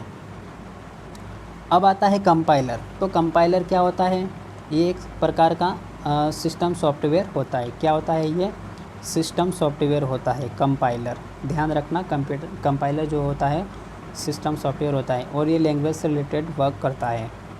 माइक्रोसॉफ्ट ऑफिस, ये क्या होता है? माइक्रोसॉफ्ट ऑफिस के अंतर्गत एप्लीकेशन सॉफ्टवेयर ये सूट होता है। एप्लीकेशन सॉफ्टवेयर से माइक्रोसॉफ्ट ऑफिस के अंदर आपको MS वर्ड है ना, इसमें PPT हो गया, MS वर्ड, MS एक्सेल हो गया है। इस तरह से अलग अलग चीज़ें यहाँ पर देखने को मिलती है माइक्रोसॉफ्ट ऑफिस में। तो ये एप्लीकेशन सॉफ्टवेयर का शूट होता है, जहाँ पर माइक्रोसॉफ्ट ऑफिस के अलग अलग फीचर्स जो है या अलग अलग प्रोग्राम रहते हैं, ठीक है, या सॉफ्टवेयर रहते हैं, ये इससे सीधे हम बोल सकते हैं। अब कुछ वर्ड प्रोसेसिंग के लिए कुछ चीज़ें होती है वर्ड प्रोसेसिंग के अंतर्गत। तो कौन कौन सी होते हैं? जैसे text document, edit, format, store, retrieve, print, ये वर्ड प्रोसेसिंग से रिलेटेड चीज़ें हैं। ये ज़्यादा कुछ खास नहीं है, बस जनरल पर्पज़ से आप इसको याद रख लेना। एक्सेल की बात करते हैं तो एक्सेल में क्या होता है? Formula bar, value and formula, ठीक है, एक्सेल में। प्रिंट की बात करते हैं तो प्रिंट का जो कमांड होती है CTRL+P होता है। अब इसको अगर प्रेस करोगे तो आपका जो भी डॉक्यूमेंट है वो प्रिंट हो जाएगा। या फिर आप कर सकते हैं CTRL और शिफ्ट के साथ में F12 को प्रेस करेंगे तो आपका प्रिंट आउट निकल जाएगा, ठीक है। प्रेजेंटेशन में न्यू स्लाइड, तो अगर आपके पास पावर पॉइंट आप यूज़ कर रहे हो तो आप जैसे न्यू या फिर वर्ड यूज़ कर रहे हो तो आप जैसे आप प्रेजेंटेशन में न्यू स्लाइड का ऑप्शंस को क्लिक करोगे तो उसके लिए आपको क्या करना पड़ेगा? Ctrl+N को प्रेस करना पड़ेगा। अगर आपने CTRL+N को प्रेस किया तो आपके पास न्यू स्लाइड आ जाएगी। जब कई कंप्यूटर्स को एक छोटे से क्षेत्र में बिना टेलीफोन के तारों से परस्पर जोड़ दिया जाता है तो उसे क्या बोलते हैं? उसको हम बोलते हैं WLAN, यानी कि वायरलेस लोकल एरिया नेटवर्क। ज़्यादा इम्पोर्टेंट नहीं है, बस आप इसका फुल फॉर्म याद रखिए, wireless local area network. Wifi, इसका मतलब आप सभी ने वाईफाई से चीज़ें देखी होगी, वाईफाई आपने यूज़ भी किया होगा। तो इसका फुल फॉर्म होता है वायरलेस फिडेलिटी, ठीक है, वायरलेस फिडेलिटी इसका फुल फॉर्म होता है, ये इम्पोर्टेंट है। स्पेशल प्रोग्राम जो वेब पर सूचनाओं को सर्च करने में यूज़र की मदद करते तो उसको क्या बोलते हैं? Search engine. सूचनाओं को सर्च करने में कौन मदद करता है? Search engine. किसकी मदद करते हैं ये? यूज़र की। कंप्यूटर को वायरस से बचाना, तो ये मैंने आप सभी को आपको बताया कि कंप्यूटर में वायरस को बचाने के लिए हम एंटीवायरस सॉफ्टवेयर का यूज़ करते हैं। MFA, ये क्या होता है? ये एंटीवायरस सॉफ्टवेयर होता है। इनकी लिस्ट में हमने इन सभी एंटीवायरस सॉफ्टवेयर को देखा है। तो MFA क्या होता है? ये एक प्रकार का एंटीवायरस सॉफ्टवेयर होता है। आपको 4 ऑप्शन दिया जाएगा या फिर आपसे इस तरह से भी पूछा जाएगा कि MFA है, और आपको नीचे दिया जाएगा वायरस, एंटीवायरस, ठीक है, या फिर उसके बाद में आपके दिया जाएगा उपरोक्त तो दोनों या इनमें से कोई नहीं। इस तरह से आपको 4 ऑप्शन दिया जाएगा, तो आप इनको दोनों तरीके से याद रखना, ठीक है। GSM, इसका मतलब होता है global system for mobile communication. GSM का फुल फॉर्म क्या होता है? Global system for mobile communication. अब ये टर्म्स जो दोस्त है आगे, ये इसको बहुत ही ज़्यादा आप इम्पोर्टेंट मार्क करके रखिए, बहुत ही कन्फ्यूज़न होता है। हमारे पास कंप्यूटर सिस्टम में और जनरल पर्पज़ में हमारे पास 2 ATM आते हैं। तो एक ATM का फुल फॉर्म होता है सिंक्रोनस ट्रांसफ़र मोड, ठीक है, क्या आता है? सिंक्रोनस ट्रांसफ़र मोड आता है। और एक ATM होता है ऑटोमेटिक टेलर मशीन, जिससे हम पेमेंट जो है विड्रॉ करते हैं। और ATM का मतलब एक यहाँ कंप्यूटर, ये जो क्वेश्चन है कई बार पूछा गया है, आप लोग कंफ्यूज ना होना। अगर आपसे एग्ज़ाम में पूछा जाता है कंप्यूटर से रिलेटेड तो आपको इसको ज़्यादा प्रायोरिटी देना है, यानी सिंक्रोनस ट्रांसफ़र मोड, ये आपको याद रखना है। CMOS यानी कि बैटरी पावर मेमोरी चिप होती है, बैटरी पावर मेमोरी चिप होती है CMOS।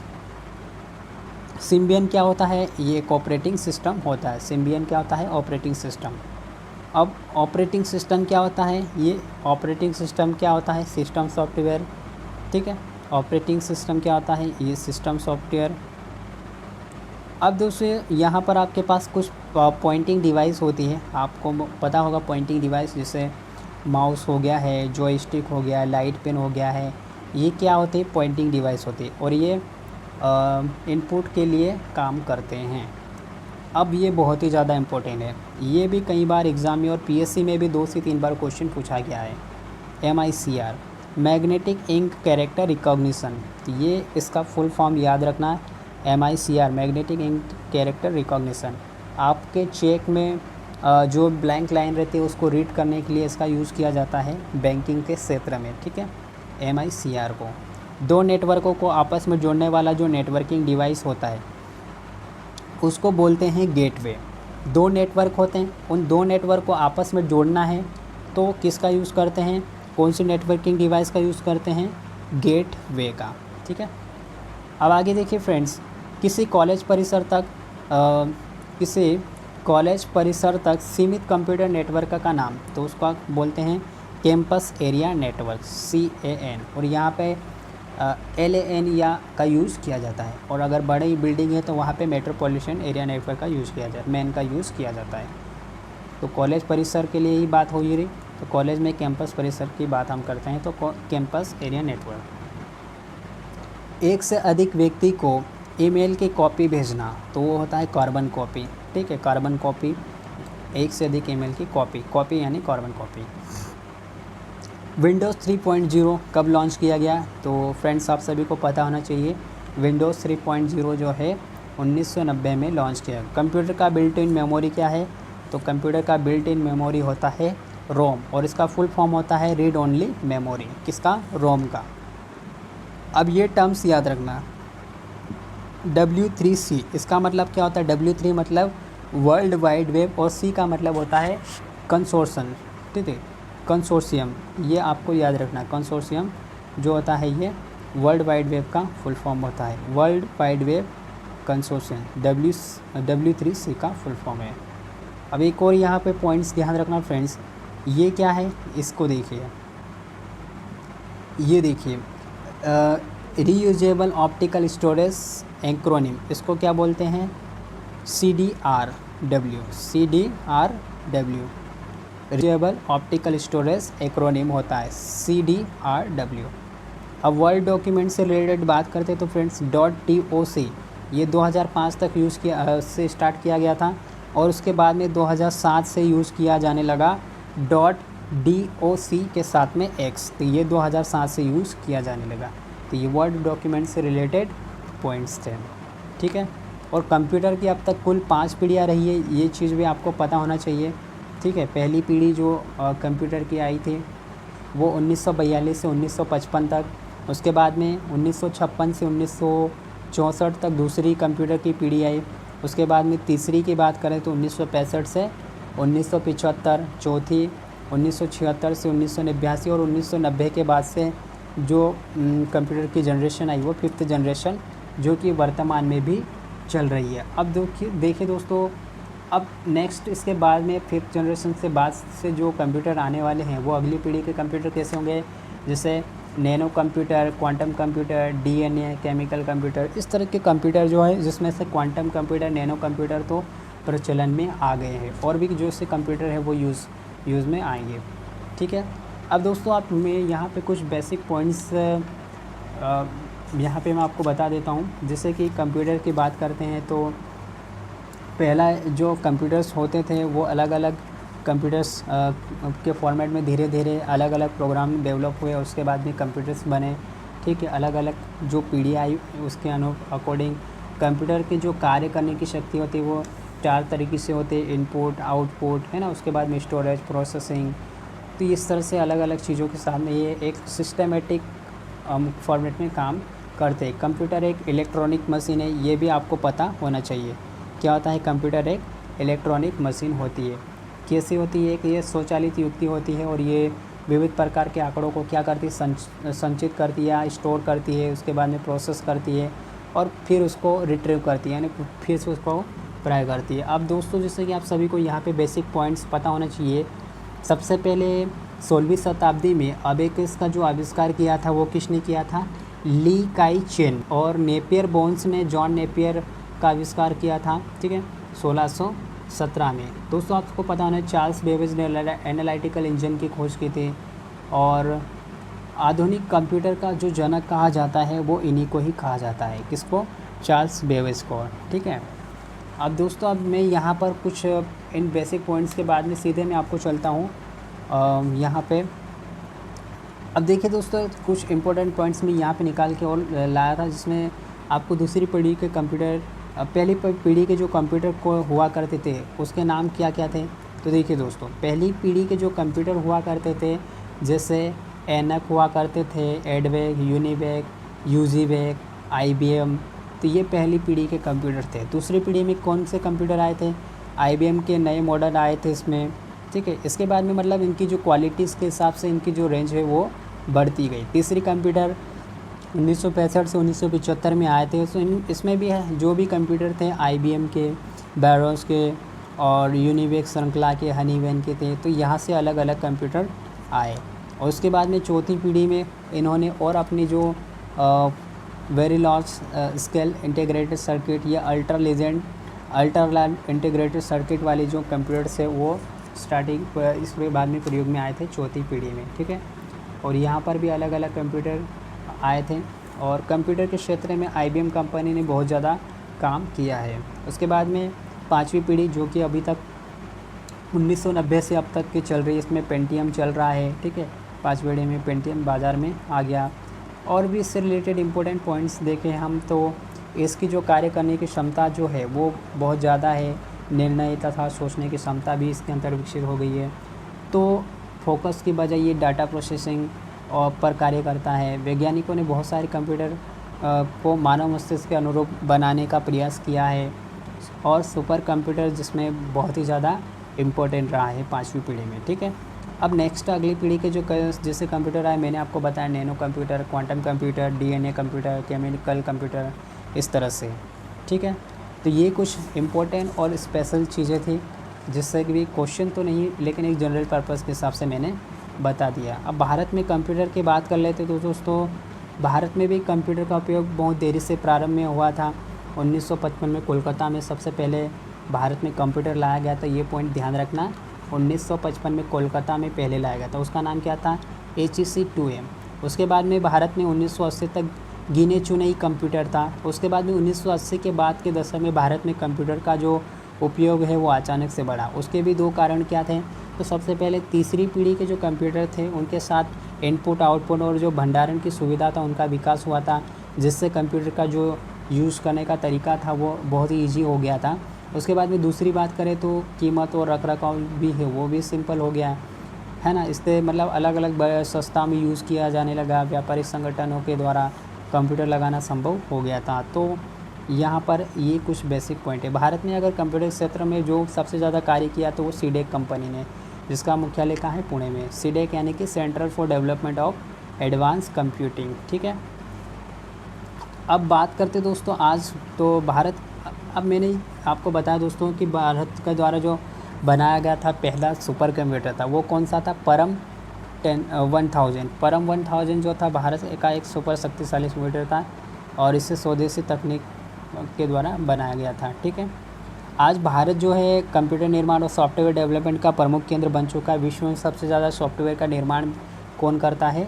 भारत करता है, तो ये आपको पता होना चाहिए। और भारत जो निर्यात करने में भी पहले स्थान पर रहा है इसका, ठीक है। अब बहुत सारी ऐसी चीज़ें हैं दोस्तों, यहाँ पे कंप्यूटर के बारे में अगर हम पढ़ने जाएंगे तो बहुत सारी चीज़ें। अब कंप्यूटर के यूजेस कहाँ होते हैं ये तो आप सभी को पता होता है। डाटा प्रोसेसिंग में, सूचनाओं का आदान प्रदान करने में, एजुकेशन में, ठीक है, साइंटिफिक रिसर्च में, रेलवेज़ में, बैंक में, मेडिसिन में, डिफेंस में, स्पेस टेक्नोलॉजी में, कम्युनिकेशंस में, इंडस्ट्रीज़ बिजनेस में, ठीक है, मनोरंजन के क्षेत्र में, प्रकाशन में यानी पब्लिकेशंस के क्षेत्र में हो गया है, प्रशासन में, एडमिनिस्ट्रेशन में, ठीक है, डिजिटल लाइब्रेरीज़ के रूप में अलग अलग। अब इससे क्या क्या हमको इनसे यूजर्स के क्या प्रभाव पड़े? तो इनसे क्या हुआ? समय की बचत, त्रुटि रहित कार्य करना यानी अच्छी क्वालिटी से काम करना, कार्य की गुणवत्ता, ठीक है, कागज़ की बचत यानी पहले हमें बहुत सारे पेड़ों को काट कर कागज़ बनाना पड़ता था, अब डिजिटल हो गया तो हमें कागज़ नहीं बनाना पड़ा यानी कागज़ की बचत हो रही। बेरोज़गारी से संबंधित कुछ पॉइंट्स पर भी इन्होंने कार्य किया है। तो ये कुछ चीज़ें थी। कंप्यूटर के बहुत सारे भाग होते हैं, ये भी आपको पता होना चाहिए। CPU होता है ना, सेंट्रल प्रोसेसिंग यूनिट, ALU होता है, arithmetic logical unit, main memory unit होता है, MU, ठीक है, माइक्रो प्रोसेसर, ये चीज़ें, floppy disk system unit, computer memory, ये ज़्यादा कुछ खास नहीं है। अब कंप्यूटर में मेमोरी जो है वो 2 प्रकार की होती है, ये भी आपको पता होना चाहिए। एक होती है सेमीकंडक्टर, जिसको हम बोलते हैं प्राथमिक, दूसरी होती है बैंक स्टोरेज मेमोरी बोल सकती है, द्वितीय श्रेणी, यानी प्राथमिक मेमोरी, सेकेंडरी मेमोरी। प्राथमिक मेमोरी में परमानेंट में क्या आता है, स्थाई में क्या आता, परमानेंट जो है स्थाई, इसमें क्या आता, रोम आता है, प्रोम आता है, ई प्रोम आता है, ई प्रोम आता है, कैश आता है। अस्थाई में क्या आता है, रैम। ये प्राइमरी मेमोरी के 2 पार्ट, स्थाई और अस्थाई, ठीक है। तो स्थाई कौन सी होती है, वो होती है रैम, जिसको हम रोम होता है रीड ओनली मेमोरी, और अस्थाई के रूप में रैम होती है। सेकेंडरी श्रेणी में कौन कौन सी, hard disk, magnetic tape, CD-ROM, floppy disk, pen drive, flash memory, DVD, ये चीज़ें आती हैं। तो ज़्यादा इसमें कुछ है नहीं, आप सभी को इसमें फुल फॉर्म पता होना चाहिए, ठीक है।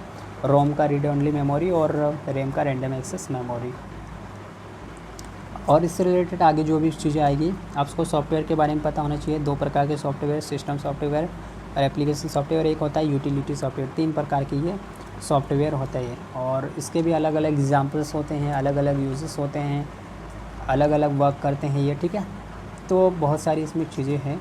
अब हम दोस्तों सीधे चलते हैं आगे।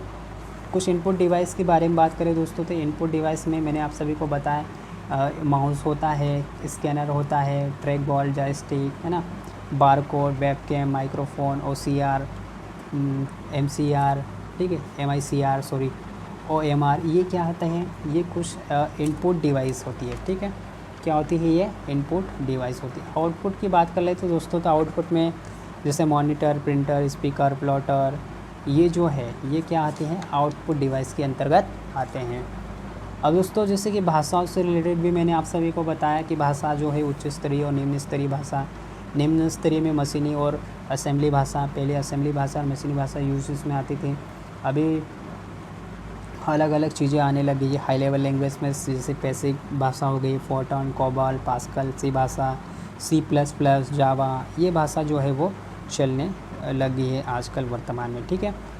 तो इससे ज़्यादा कुछ इफ़ेक्ट नहीं है, ठीक है। पास्कल जो है 1970 में विकसित की गई थी भाषा, तो इससे रिलेटेड क्वेश्चन भी आपको पूछा जा सकता है। और प्रोग्रामिंग भाषा एक आर्टिफिशियल लैंग्वेज है, तो जो जिसे कंप्यूटर में यूज़ किया जाता है, कंप्यूटर के थ्रू यूज़ किया जाता है, ठीक है।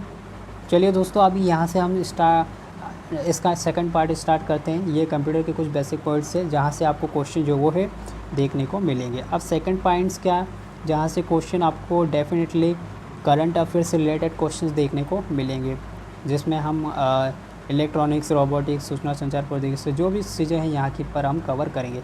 अब सूचना एवं संचार प्रौद्योगिकी, ठीक है, सूचना एवं संचार प्रौद्योगिकी, ये टॉपिक आपको दिया गया, तो इससे करंट अफेयर से जो क्वेश्चन है वो ज़्यादा देखने को मिल सकते हैं। तो देखिए दोस्तों, तो भारत का पहला बैंकिंग रोबोट, तो भारत का बैंकिंग रोबोट क्या है, लक्ष्मी। भारत का पहला बैंकिंग रोबोट बना था लक्ष्मी, ठीक है। 2000 कब बना था, ये 2016 में, ठीक है, ये ध्यान रखना है। ट्रैफिक रोबोट यूज़ करने वाला भारत का पहला शहर इंदौर, रोबोट चौराहा आपने देखा होगा अगर इंदौर में रहते हो तो। आई रोबोट पुस्तक के लेखक, तो ये केरल केपक, ठीक है।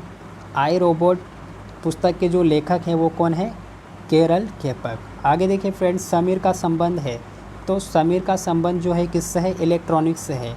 समीर का संबंध इलेक्ट्रॉनिक्स से, इसका जो फुल फॉर्म होता है society for applied microwave electronics engineering and research, ठीक है। ये बहुत ही ज़्यादा इंपॉर्टेंट है। मॉडेम, मॉड्यूलेटर एंड डीमॉड्यूलेटर, ये इसका फुल फॉर्म होता है मॉडेम का, ठीक है। अब मैंने वेब पेज ब्राउज़र, तो यहाँ पे वेब पेज ब्राउज़र आप सभी को बता दिए थे, लिस्ट बता दी थी, लेकिन एक बार फिर से मैं बता देता हूँ। Mozilla Firefox, Internet Explorer, Google Chrome, Vivaldi, Opera, ये क्या है, वेब ब्राउज़र है। ईथरनेट, ये भी मैंने आपको ऊपर बता दिया था स्टार्टिंग में। ईथरनेट किसका उदाहरण है, तो लोकल एरिया नेटवर्क का उदाहरण है। गूगल एप्स, ये एक वेब ब्राउज़र नहीं है, ठीक है। गूगल एप्स जो है वेब ब्राउज़र की श्रेणी में नहीं आता है। Duck duck go search engine की लिस्ट है, अच्छे से याद कर लेना।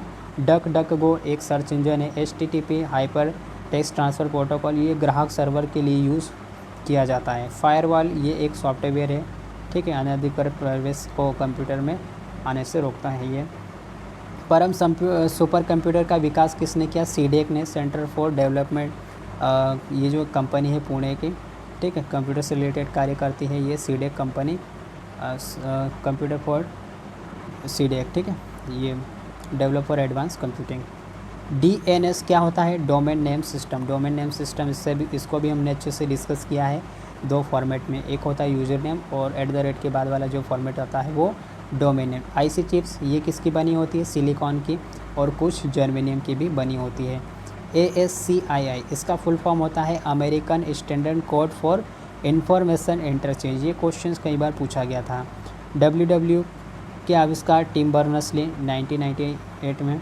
सबसे धीमी इंटरनेट कनेक्शन सेवा डायल अप सर्विस, ये बहुत ही ज़्यादा इम्पोर्टेंट। जंक ईमेल किसको बोलते हैं? स्पैम को। होम पेज किसको बोलते हैं? जैसे कि वेबसाइट पर जो पहला पृष्ठ आता है किसी भी चीज़ का, तो वो होता है होम पेज। ये क्वेश्चन भी PSC में कई बार पूछा गया है। भारतीय सुपर कंप्यूटर के जनक विजय भटनागर। नेशनल इंफॉर्मेशन सेंटर की स्थापना कब की गई? 1976 में। नेशनल इंफॉर्मेशन सेंटर की स्थापना 1976 में की गई थी। सोशल नेटवर्किंग शब्द का जो प्रचलन किया था वो किसने किया था? J.A. बर्निस ने। redipmail.com की स्थापना कब की गई? 1995 में। फेसबुक की स्थापना 2004 में मार्क जुकरबर्ग ने की थी। कैलिफोर्निया में इसका मुख्यालय। इन्फोसिस की बात करते दोस्तों, तो इन्फोसिस एक कौन सी कंपनी है? एक सॉफ्टवेयर कंपनी। इन्फोसिस कैसी कंपनी है? सॉफ्टवेयर कंपनी, जिसकी स्थापना 1981 में की गई थी, और इसके संस्थापक जो रहे हैं वो नारायण मूर्ति। ट्विटर की स्थापना 21 मार्च 2006 को 3 बंधु थे, जैक डर्सी, विज स्टोन और एवन विलियम्स, इन तीनों ने की थी, ठीक है। फेसबुक का मैंने आपको बता दिया है, 2004 में इसकी स्थापना की मार्क जुकरबर्ग ने, संस्थापक इसके कैलिफोर्निया मुख्यालय। इंस्टाग्राम को इन्होंने 2012 में अपने अंडर कर लिया था, यानी खरीद लिया था। 6 अक्टूबर 2010 को इंस्टाग्राम की स्थापना की थी। केविन सिस्ट्रॉम ने इसके संस्थापक रहे हैं, और माइक काइगर, इसका मुख्यालय भी अमेरिका, यानी अभी तो इन्होंने फेसबुक ने इसको खरीद लिया है। आगे देखिए फ्रेंड्स, तो भारत का सबसे बड़ा प्रौद्योगिकी का मेला जो था अंत प्रज्ञान का आयोजन कहाँ किया गया? तो भारत का सबसे बड़ा प्रौद्योगिकी का जो मेला है अंत प्रज्ञान, आयोजन तेलंगाना। हाल ही में न्यूजीलैंड ने एला नाम का एक आर्टिफिशियल इंटेलिजेंस सिपाही को सेना में भर्ती किया। कौन से नाम का? एला। किसने? न्यूजीलैंड ने। ये क्या है? सिपाही है। आर्टिफिशियल इंटेलिजेंस में इसने भर्ती किया है। ध्यान रखना, चीन, अमेरिका, फ्रांस, इन चीज़ों पे ना जाना, सीधे जाना न्यूजीलैंड। न्यूजीलैंड ने एक एला नामक आर्टिफिशियल इंटेलिजेंस को सेना में भर्ती किया। दक्षिण मध्य रेलवे ने रेलबोट नामक एक रोबोट विकसित किया है। आगे देखिए फ्रेंड्स, IIT हैदराबाद ने दुनिया में सबसे पहले भारतीय ब्रेन एटलस को विकसित किया। भारतीय ब्रेन एटलस को किसने विकसित किया? दुनिया में सबसे पहले IIT हैदराबाद। बहुत सारे IIT है इंडिया में, जिसमें अलग अलग है, IIT Madras, IIT Kharagpur, IIT Mumbai. तो इसमें कंफ्यूज नहीं होना है, इसीलिए इनको सीधे आप याद रखना। IIT हैदराबाद ने दुनिया में सबसे पहला ब्रेन एटलस विकसित किया। उसके बाद में हाल ही में IIT मद्रास ने स्वदेश रूपी एक माइक्रो प्रोसेसर विकसित किया, जिसका नाम क्या है? मोसेक। स्वदेशी विकसित है ये माइक्रो प्रोसेसर मोसेक। हाल ही में नासा द्वारा चंद्रमा पर सेल्युलर नेटवर्क स्थापित करने के लिए, तो ये बहुत ज़्यादा सुर्खियों में रहा था, इसके लिए इन्होंने नोकिया कंपनी का सिलेक्शन किया है, ठीक है। आगे देखिए, हाल ही में जारी सबसे शक्तिशाली सुपर कंप्यूटर की टॉप 500 सूची में भारत का आर्टिफिशियल इंटेलिजेंस का सुपर कंप्यूटर परम सिद्धि जो है वो 63वें स्थान पर रहा है। इसको मैंने आपको बता दिया था ऊपर भी, ठीक है। अमेजन ई-कॉमर्स कंपनी ने भारत में दुनिया का सबसे बड़ा ऑफिस खोला। कौन सी कंपनी? तो अमेजन एक ई-कॉमर्स कंपनी है, और इन्होंने भारत में दुनिया का सबसे बड़ा ऑफिस खोला है। ट्रैफिक सिग्नल पर फीमेल आइकन इस्तेमाल करने वाला भारत का पहला शहर है मुंबई। ट्रैफिक सिग्नल पर फीमेल आइकन, ठीक है। Arham all Tanzania, Arham ul Tanzania जो है दुनिया के सबसे कम उम्र के कंप्यूटर प्रोग्रामर बन गए। कौन? Arham ul Tanzania. Catchup calling application Facebook ने लॉन्च किया है। विश्व का पहला अनुसंधान आधारित आर्टिफिशियल इंटेलिजेंस विश्वविद्यालय संयुक्त अरब अमीरात में बनेगा। तो जो भी बड़ी बड़ी चीज़ें या नई नई चीज़ें बन रही है वो संयुक्त अरब अमीरात में बन रही है। तो वहाँ से थोड़ा सा आपको अवेयर रहने की ज़रूरत है कि कन्फ्यूज़न थोड़ा दूर करना है तो आपको अमेरिका, चीन और संयुक्त अरब अमीरात या फ्रांस, इन देशों से और जापान से, इन 4-5 से थोड़ा सा देख के सोच समझ के आंसर लगाना, ठीक है। यानी याद होगा तो आप अच्छे से कर सकते हो। विश्व का पहला अनुसंधान आधारित आर्टिफिशियल इंटेलिजेंस विश्वविद्यालय यूएई में बनेगा। देश का पहला ऑनलाइन कचरा विनिमय कार्यक्रम, तो ये आंध्र प्रदेश में शुरू हुआ है। ट्विटर के नए बोर्ड चेयरमैन कौन बने? तो ये बने हैं पैट्रिक चिपेट, ठीक है। कौन बने हैं? ट्विटर के नए बोर्ड चेयरमैन बने हैं पैट्रिक चिपेट। फ्री इंटरनेट, गरीबी रेखा से नीचे जीवन यापन करने वाले लोगों को प्रदान किया है केरल ने free internet service. Google cloud India में नए वरिष्ठ जो निदेशक बने हैं वो बने अनिल वल्लूरी। 200 अरब डॉलर की संपत्ति जेफ अमेजन के संस्थापक, विश्व के पहले व्यक्ति जो 200 अरब डॉलर की संपत्ति हासिल करने वाले बने थे। अमेजन एलेक्सा में आवाज़ देने वाले पहले भारतीय सेलिब्रिटी बने हैं अमिताभ बच्चन। एजर इंडिया के नए brand ambassador Sonu Sood. Ager ये ताइवान की कंपनी है। Telecom regulatory authority of India यानी कि ट्राई के नए चेयरमैन कौन बने थे? पीडी वाघेला। ये बहुत ही ज़्यादा इम्पोर्टेंट है। वैश्विक इंटरनेट स्पीड में भारत की रैंकिंग कितनी है? 131, कुल 153 देशों में वैश्विक इंटरनेट स्पीड में भारत की रैंकिंग 131 है। स्पेस एक्स ने, ठीक है, स्पेस एक्स ने वैश्विक ब्रांड इंटरनेट सेवा के लिए 60 स्टारलिंक सैटेलाइट लॉन्च किया। 60 star satellite link space x ने लॉन्च किया। LIC ने आनंद नाम से पहला डिजिटल ऐप लॉन्च किया। इन्होंने अपना पहला डिजिटल ऐप लॉन्च किया आनंद नाम से। किसने? LIC ने। 1956 में इसकी स्थापना हुई LIC की।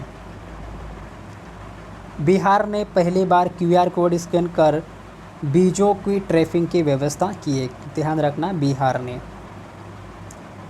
क्वारंटाइन मोबाइल ऐप्स किस IIT ने विकसित किया है? IIT बॉम्बे ने। Quarantine mobile app IIT Bombay ने। ई गवर्नेंस पर राष्ट्रीय सम्मेलन 2020 का आयोजन जो है ये मुंबई में किया गया। ई पंचायत पुरस्कार जीतने वाला जो प्रथम राज्य रहा है वो रहा है हिमाचल प्रदेश। ई पंचायत पुरस्कार 2020। तमिलनाडु ने देश का पहला अपशिष्ट पोर्टल शुरू किया है। कौन सा पोर्टल शुरू किया है? भूमि और संपत्ति पंजीकरण के लिए धरणी वेब पोर्टल। ध्यान रखना, धरणी वेब पोर्टल जो है ये तेलंगाना ने शुरू किया है।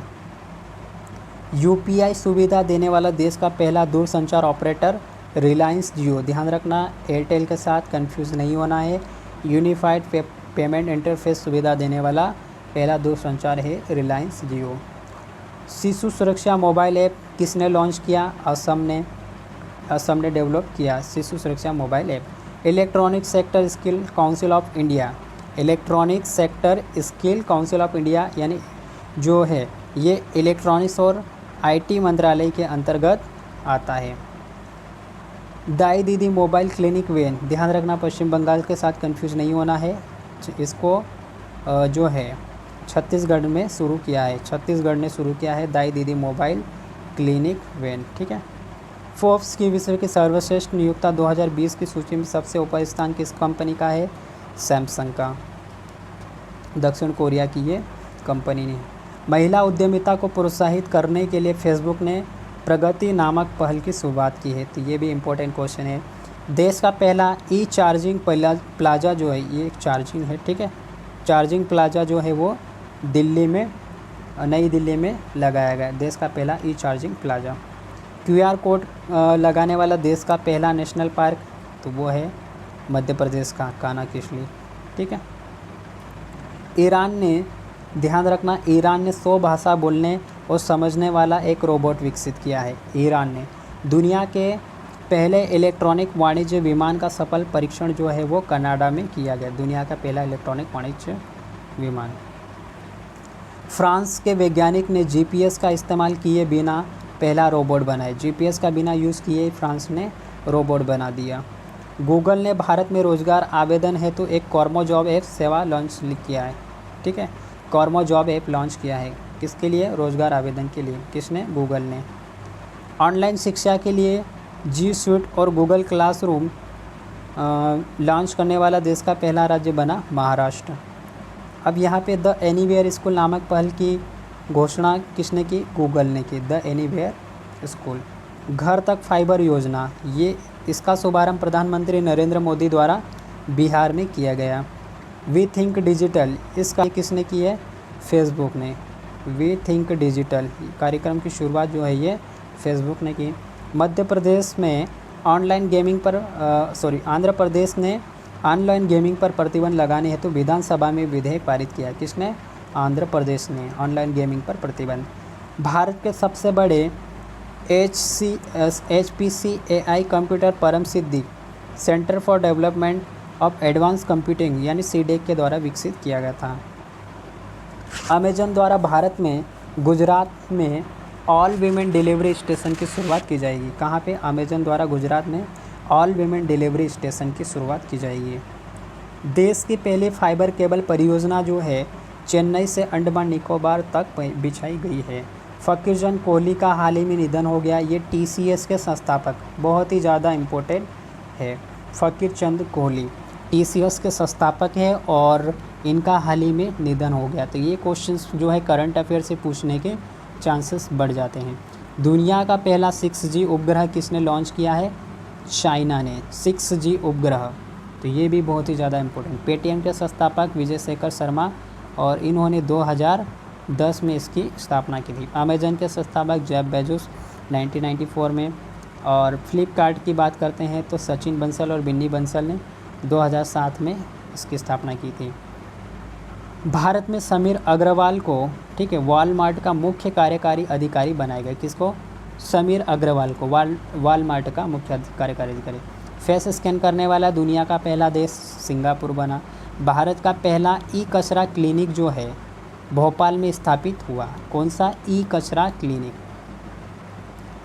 MP ऑनलाइन पोर्टल की शुरुआत। तो MP ऑनलाइन पोर्टल की शुरुआत, ये भी क्वेश्चन जो है संचार से रिलेटेड है, सूचना प्रौद्योगिकी से रिलेटेड है। तो ये इसकी जो शुरुआत की गई थी जुलाई 2006 से। URL uniform resource locator, electronic commerce e-commerce है, ठीक है, और ई-कॉमर्स इलेक्ट्रॉनिक कॉमर्स है।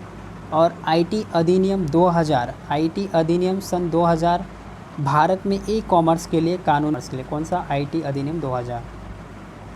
पॉपअप एड प्रकार के प्रचार किस वेब में प्रदर्शित होती है? पॉपअप एड प्रकार के प्रचार किसी वेब पेज में प्रदर्शित होती है। ठीक है, कौन से? पॉपअप एड किसी भी प्रकार के वेब पेज पे। UPI का फुल फॉर्म होता है यूनिफाइड पेमेंट इंटरफेस। ये नई टर्म्स है तो ये भी पूछा जा सकता है। विप्रो सॉफ्टवेयर कंपनी के संस्थापक अजीम प्रेमजी है। यूट्यूब की स्थापना 2005 में की गई थी। भारत में सबसे पहले इंटरनेट सेवा का प्रारंभ USNL ने किया था। ईमेल का आविष्कार R. टॉमलिंसन ने किया था। ये भी इम्पोर्टेंट क्वेश्चन है। तेलंगाना ने 2020 को आर्टिफिशियल इंटेलिजेंस वर्ष घोषित किया। तो ये बहुत ही ज़्यादा इम्पोर्टेंट है। किसने? तेलंगाना ने 2020 को आर्टिफिशियल इंटेलिजेंस वर्ष घोषित किया।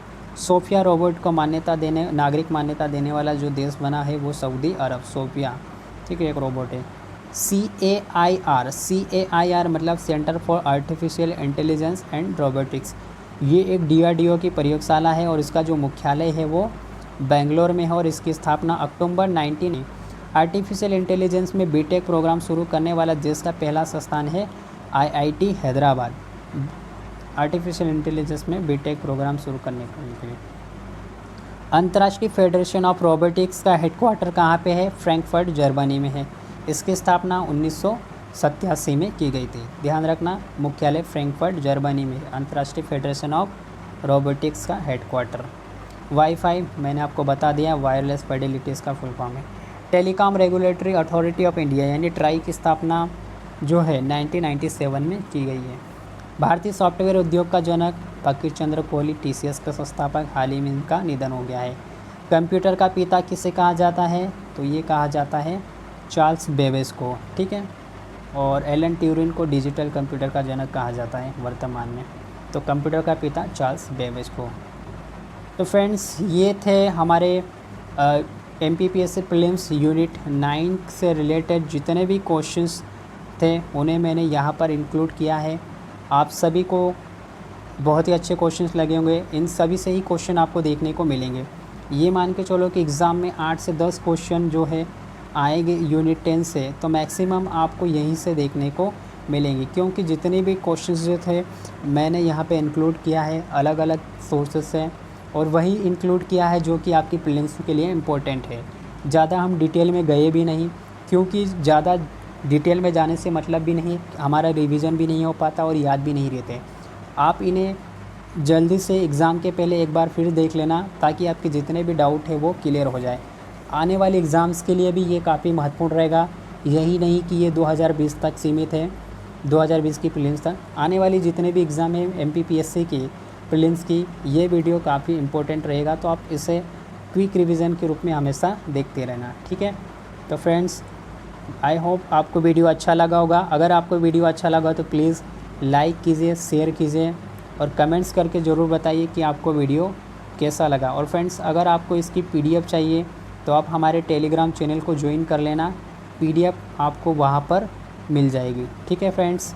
तो फ्रेंड्स, अगर आपने चैनल को सब्सक्राइब नहीं किया है तो सब्सक्राइब ज़रूर कर लेना और इस बेल आइकन को भी प्रेस कर लेना, ताकि आने वाले वीडियोज़ की नोटिफिकेशन जो है वो आप तक पहुँच सके, ठीक है फ्रेंड्स। तो मिलते हैं अब नेक्स्ट वीडियो में।